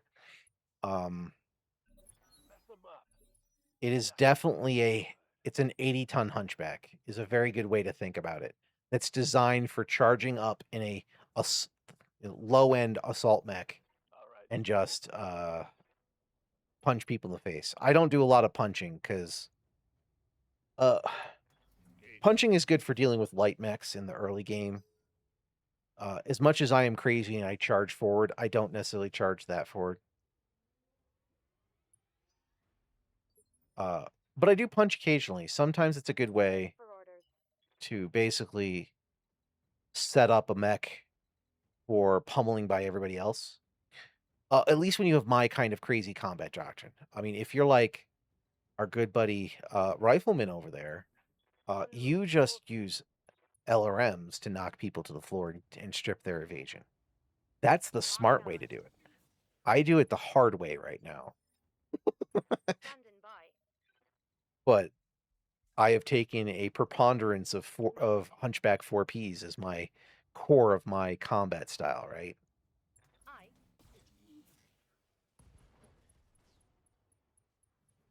Targets down. It does quite damage if you put arm mods on them. Yeah. I mean the battle fists on the Hunchback are basically a lower arm mod. They give you extra punching damage, which I rarely use, only because punch limits you to only using what's on your arms, and the Hunchback can only put one laser on each arm, or one regular laser, not the small slot. Commander. Support weapons, whatever it is, the targeting circle. The majority of the lasers are in the chest for the hard points. So I don't punch much. I usually kick. Yeah, support weapons. That's what I thought. Yeah.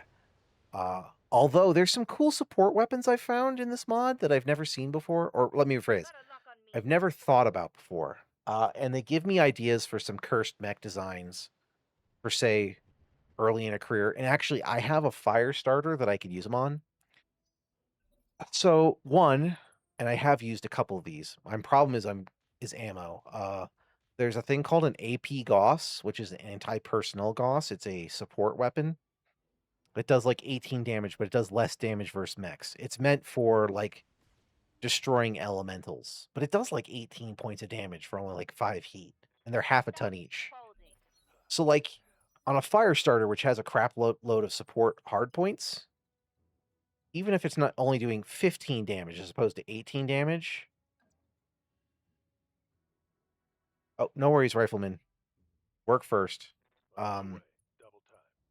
they're kind of interesting. The problem is I didn't have ammo for them. Now there's another version of those called a mag shot rifle, which uses a slightly different ammo, which also does 18 damage, but I think is hotter. I think they're 8 heat versus 5, but they don't have the damage or the loss of damage versus mechs.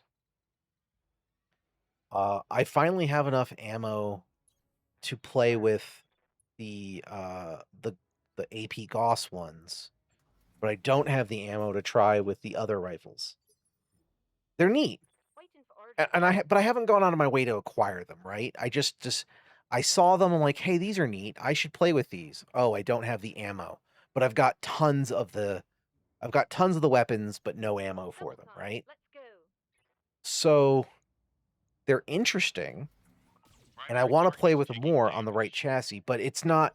But when my goal was the Hunchback Horde this time, well, obviously my combat doctrine for most of my things is already set, right? Obviously, I was going to have a bunch of mechs that have a bunch of lasers, right? I'm not really going to be using the support weapons on them.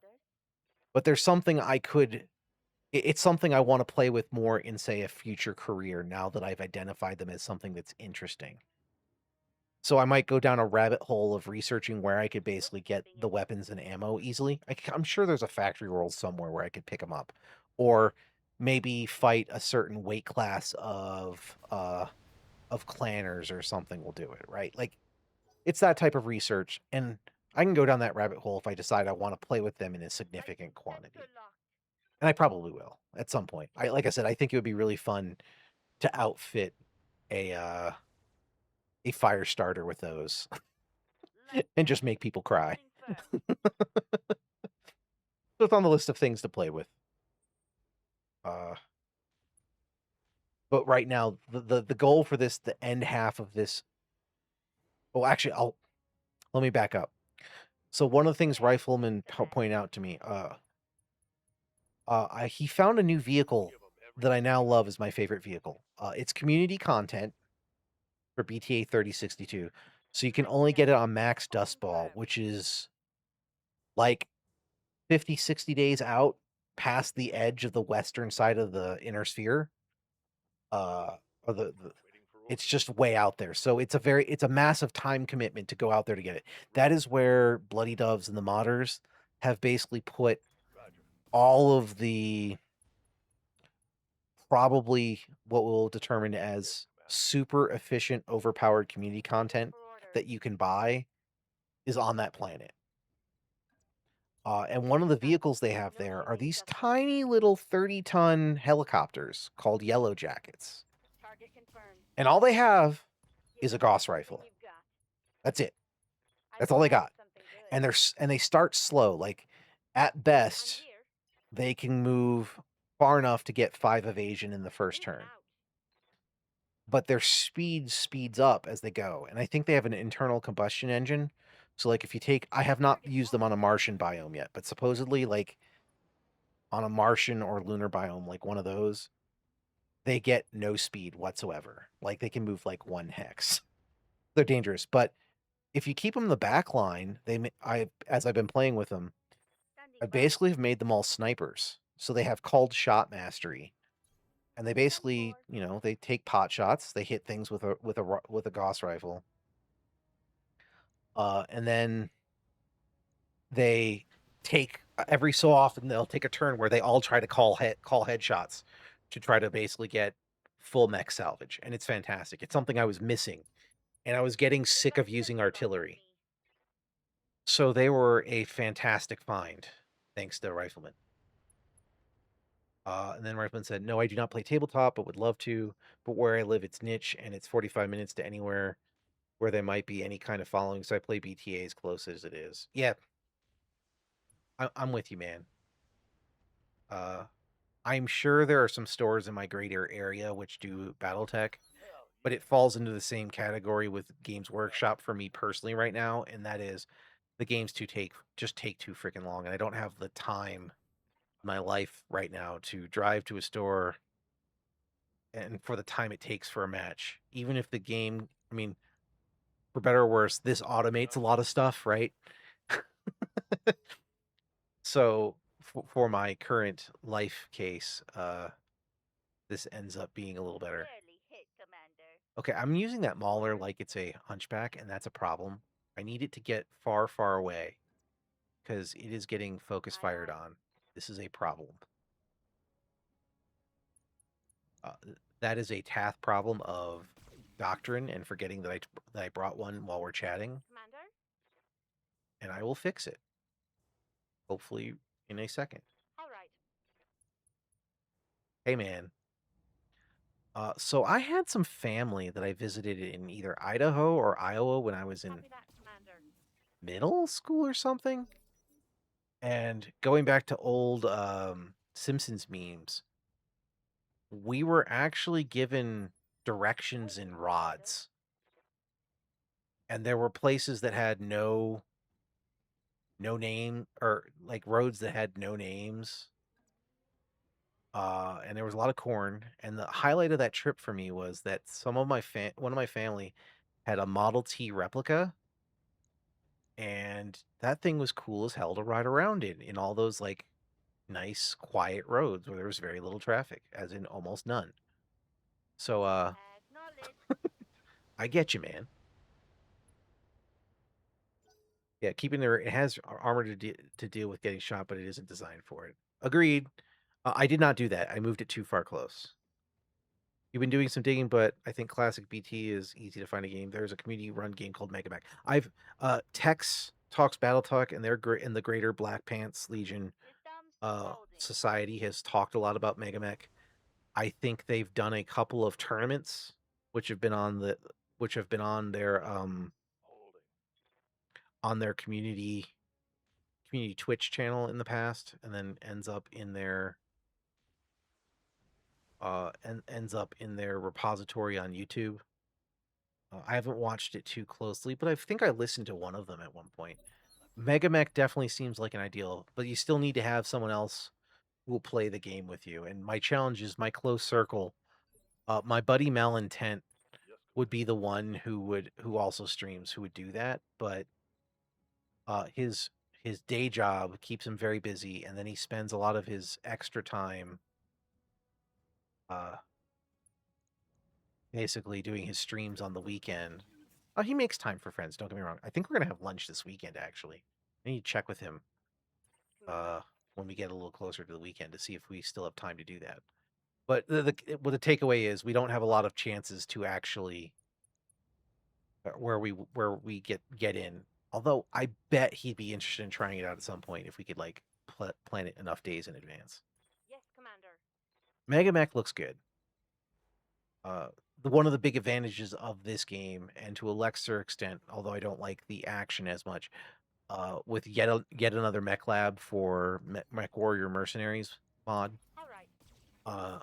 I love this Roger, automating target the is taking design of damage. things, because I love with messing with making units, but that's another level of hell for slowing down gameplay unless you prep it all in advance. That I have a problem with tabletop in general, right? Commander. Not bad. The game is slow in computer format to an extent that is not perfect for everyone. What am I thinking? I need to be back here. This right, Tath. All right. But Roger, the Skipper. tabletop for Kicking. both 40K and BattleTech is like another level of slow, right? For some people. So time commitment. That's the Warning. challenge. Enemy reinforcements detected. I wish I had more people to hang out and Eyes play the on game with. hostile reinforcements. They're heading your I way. lost my tabletop community when I moved. Some 9-10 years ago.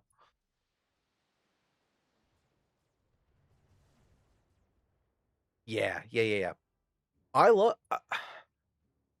painting again is another hobby that takes a while. I did that for a really long time. Circa say 15 years ago. I was really into painting. Zay also painted a bunch of my stuff. She loved painting the special characters. I had a lot of Zay specials in my army for 40K. Loved it.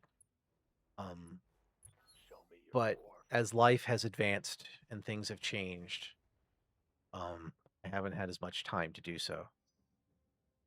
Right? Good to go. It's they're fantastic hobbies though. It was fun when we had a big group where like I could just hang out with my friends and like we just sit down and have days where like instead of playing a game, that day was the day. Oh, pause check. Good news, Zay. I was more or less sitting up. Enemy down. Oh. So you're going to get a free stretch out of it too. I am fully sitting up straight as opposed to only partially sitting up straight. I'm doing a little quick stretch here. But yeah, having those days where like we just hang out. Oh, now you're really messing with me. Okay, okay. Getting the sippy sippy. I'm almost out of drink. I'm going to have to get some more soon. Receiving you. But yeah. Yeah, having those days where we just hung out. Basically equivalent of one of my podcasts where we just bullshit about whatever and paint. Listen to some tunes in the background. Those are some fun times. Confirmed. Usually in prep for fielding those units of the next apocalypse game we play. I'm receiving you. Again, I haven't played Battletech tabletop since the 90s. Move Where now. the biggest fun with that was when my buddy Ambridge ended up picking up the infantry rules that got released. And we tried playing infantry with mechs a half dozen times over the course of probably a year. We go long enough that we would forget our last experience and go, it couldn't have been like that, right? And then we tried again. And what we came away from was we hated the tabletop rules for infantry and that whole expansion. We just absolutely hated it. Copy that, Commander. And it was probably an us problem, but either way, we just we never could incorporate it into our. We're like, nope, we're just gonna play with regular mechs again. Yeah, scheduling is difficult. That's why you mentioned Mega Mech. They have a Discord, so maybe it'd be easier to find players to play with. Yeah. So that falls the other challenge, right? Like, but despite my professional and personal careers here, before streaming and now, I spend my extroverted energy streaming, I've been sensor locked. and then when I'm done, it's like Got a I go sensor sit lock down ready. and I play with the cats and I kind of chill. Uh, I love Discord servers. We're setting up one where we can chat with people. But I've never got to the point where I've been good at out slapdash. You need to run. You need to stop being the target. Where going into random communities, right? Like fostering one and knowing the people is easy for me, but then going into a random other community, I find hard. Like as much as I love and support Texas stuff, and I respect it and will shout out. I am a member of the auxiliary, but I've also never gone and hung out, say in the Discord. To the LZ That's commander. something I should get over I'm at coming some in point, to be fair. Yes, Commander. But I think that's also going a little random tangent, but along the same lines, right? Like knowing your strengths and weaknesses as a person, and trying to life better in accordance to what you know how you are, right? Firing. Another fun side effect of deciding on the Hunchback Horde is my doctrine for this playthrough. I can get called out very loud, and then Rifleman can go, "You dumbass. Why don't you use some of this stuff?" I'm like, "Hey, that sounds cool. Let's go learn. Roger. Let's go do something out of my comfort zone." Right? Not fully. The Hunchbacks ain't going anywhere. Not for this playthrough. I'll probably always have my main character in a Hunchback 4P or 7P. That's probably never changing. But I can adapt. I can adapt some of the rest of my doctrine. And yeah, there it is. Rifle. Boom. We're round 9, already fully out of missiles. We already knew it didn't have enough missiles on this design. It's already been proven that it needs work, Speed. No target. and I'm also driving it terribly. So 10-4. there we go. More work needed. That Mauler needs a lot of work. But hey, it was worth trying. They've got a sensor lock Now the ready. goal is to try to get through this mission here. I'm going to try to finish this flashpoint. This should be the last mission, I think. And then because I'm close to my time for the day, I think. But we're going to want to finish it out. I want to finish it out successfully. So if something horrible goes wrong and I have to restart this, I'll try it one more time. I don't think that's the case. I just have to be careful with slapdash so I don't get a massive repair bill. Although they really like shooting at her, which is not great. Light damage, Commander. I can't afford her not to shoot because my Mauler is out of missiles. So that puts a lot of work on Panic and Reaper.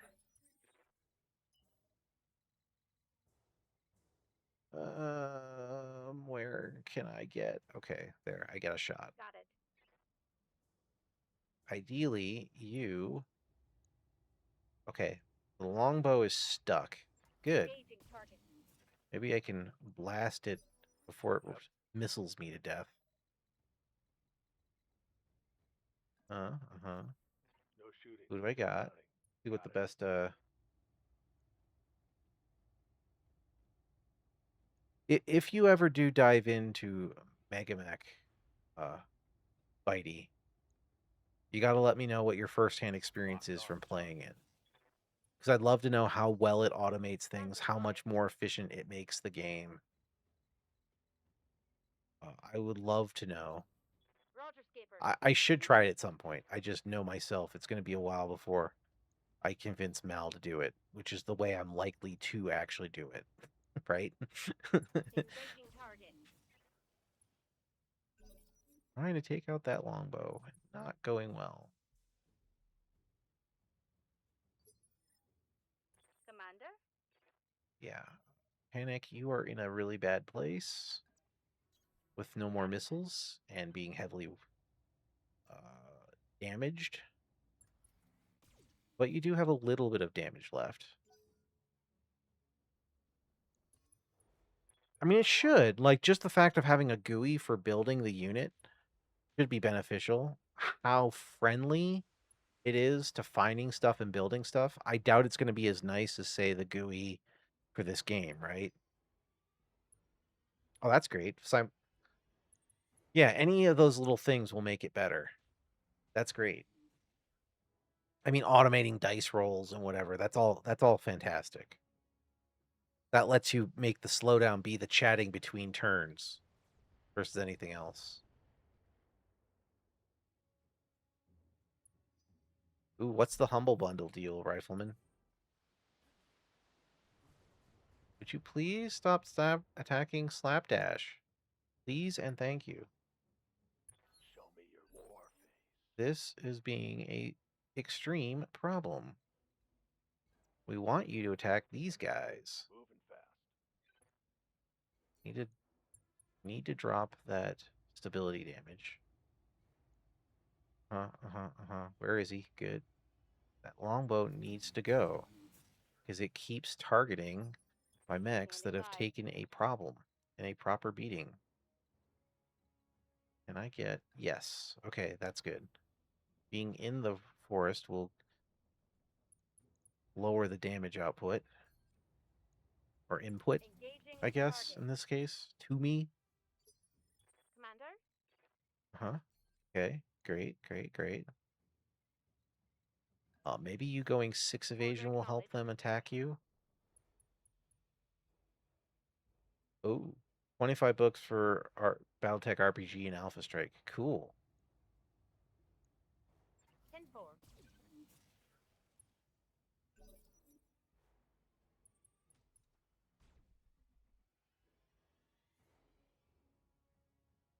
That is not a bad deal. Waiting for orders. You are slow, so probably going to get attacked regardless of what I do. So we need to just keep running away and trying to get out of the line of fire. Anything you do is a bonus. Attack failed. They've got a sensor lock on. Even worse. Oh, they did a AoE sensor lock. That's fine. I mean, it's not fine, but they're at least attacking these two.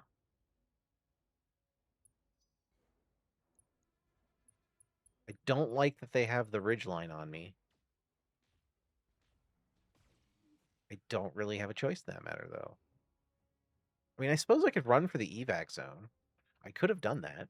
That was an option. That plays against my sensibilities, though.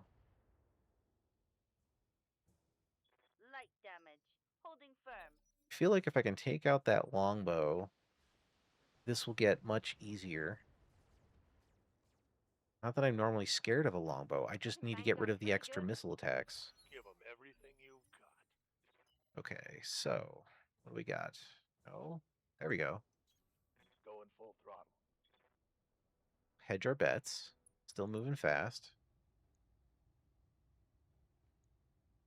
Because that's a lot of firepower. Locked on.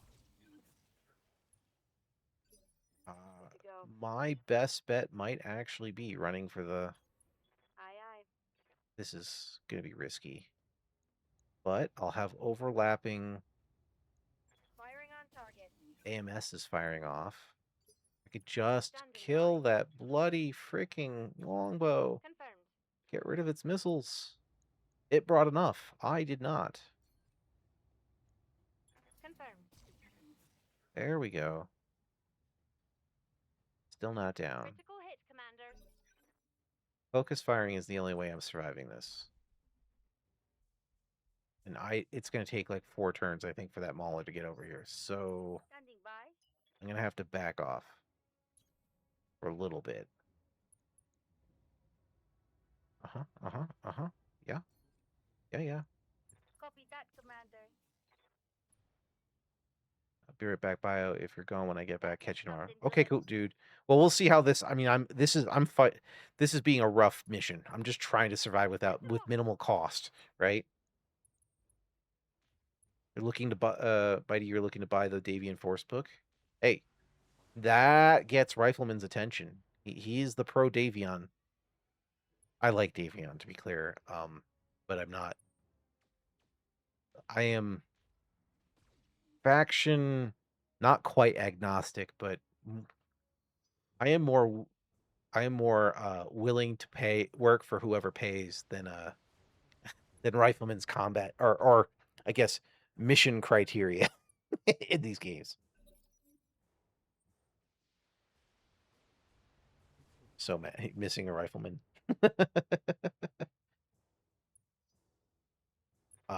Do not take my opinions as anything as anywhere close to a gospel for sure. I am biased with a very questionable combat doctrine that in general can be very disastrous to me, but can have some very fun fun play styles, at least in the video game. Orders. I'm almost I guess I'm almost an orc player, to be honest. Let's move. Without playing orc. I'm just the hunchback horde, right? Okay, I can't attack the longbow. Who is weak? Marauder is the next one damaged. So I gotta put damage on the people who are likely to go down. This is just a bunch of juking and jiving while the mauler gets into position, because I think we're gonna flee. I think that is our best bet for minimizing damage to my lance.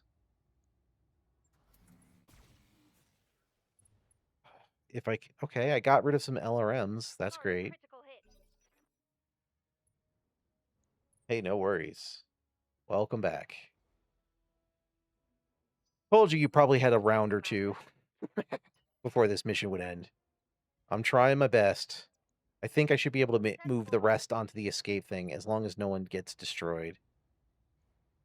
I am panicking internally, though. Target locked. I've finally got that longbow and this one marauder hurt. That's a whole bunch of firepower that has to shoot me before I get to go again. They keep shooting at the people I don't want them to. Okay? Internal structure damage. Okay, that's fine. It's a crit, but it wasn't a crit that broke anything. I'm okay with that. Honestly, the Mauler has enough armor to soak, so this is probably good. Fingers crossed. No, stop! Engine crit. I lost a laser AMS. Oh no. Is that the end of the Gibber? Blue team unit. And it's Down. destroyed. That's a repair bill. Let's see how this plays out. I might replay this off stream. Or we just redo it and not take the Mauler, because the Mauler is definitely deficient. That was part of my problem. If I have to. Let's just pay the Piper. She's not dead. She just took damage. So that just means she takes some time in traction. Uh-huh. Can I get the longbow? Yes, I can. That was a sensor lock. That doesn't matter. Okay. Doesn't matter. All right. I am so sad. Let's go see what this actually costs me. If the mech is completely Mission gone, then I'm going to successful. reload. But that's fine.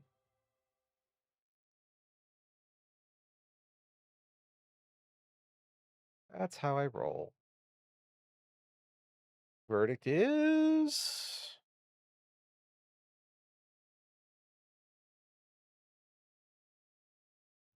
just a long load screen. I lost 14 grand. Oh, look at all that. I lost a clan. Oh my god. Oh my god, look at all that damage. Oh, I don't know if I can afford that right now. Hold on, what do we got?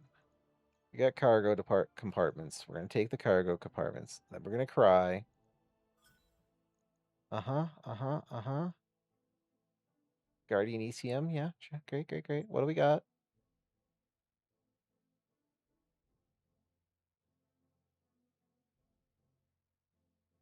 If I had a better design Mauler, this would have gone better. But Tath designed a terrible one, so I need to tweak it. I have some learnings. I played poorly because we were chatting. NASA is streaming today's solar eclipse. Hey, that's cool. I want to say I heard something about that, and then I completely forgot. That stuff can be cool. I like the zoom arrays. Uh-huh. None of that is worth what just happened to my mech. Let's go listen to this. Uh-huh. Yeah, you guys complain, blah, blah, blah. Uh-huh. Yeah. I'm not listening to you guys. Oh, what? We woke up.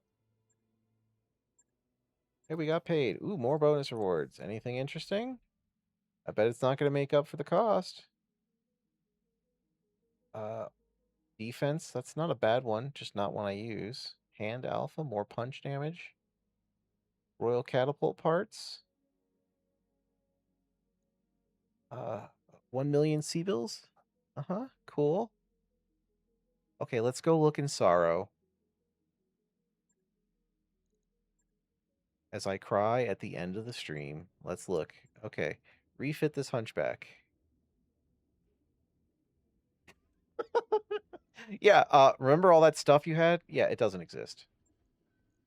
This is a completely fresh. That is losing everything.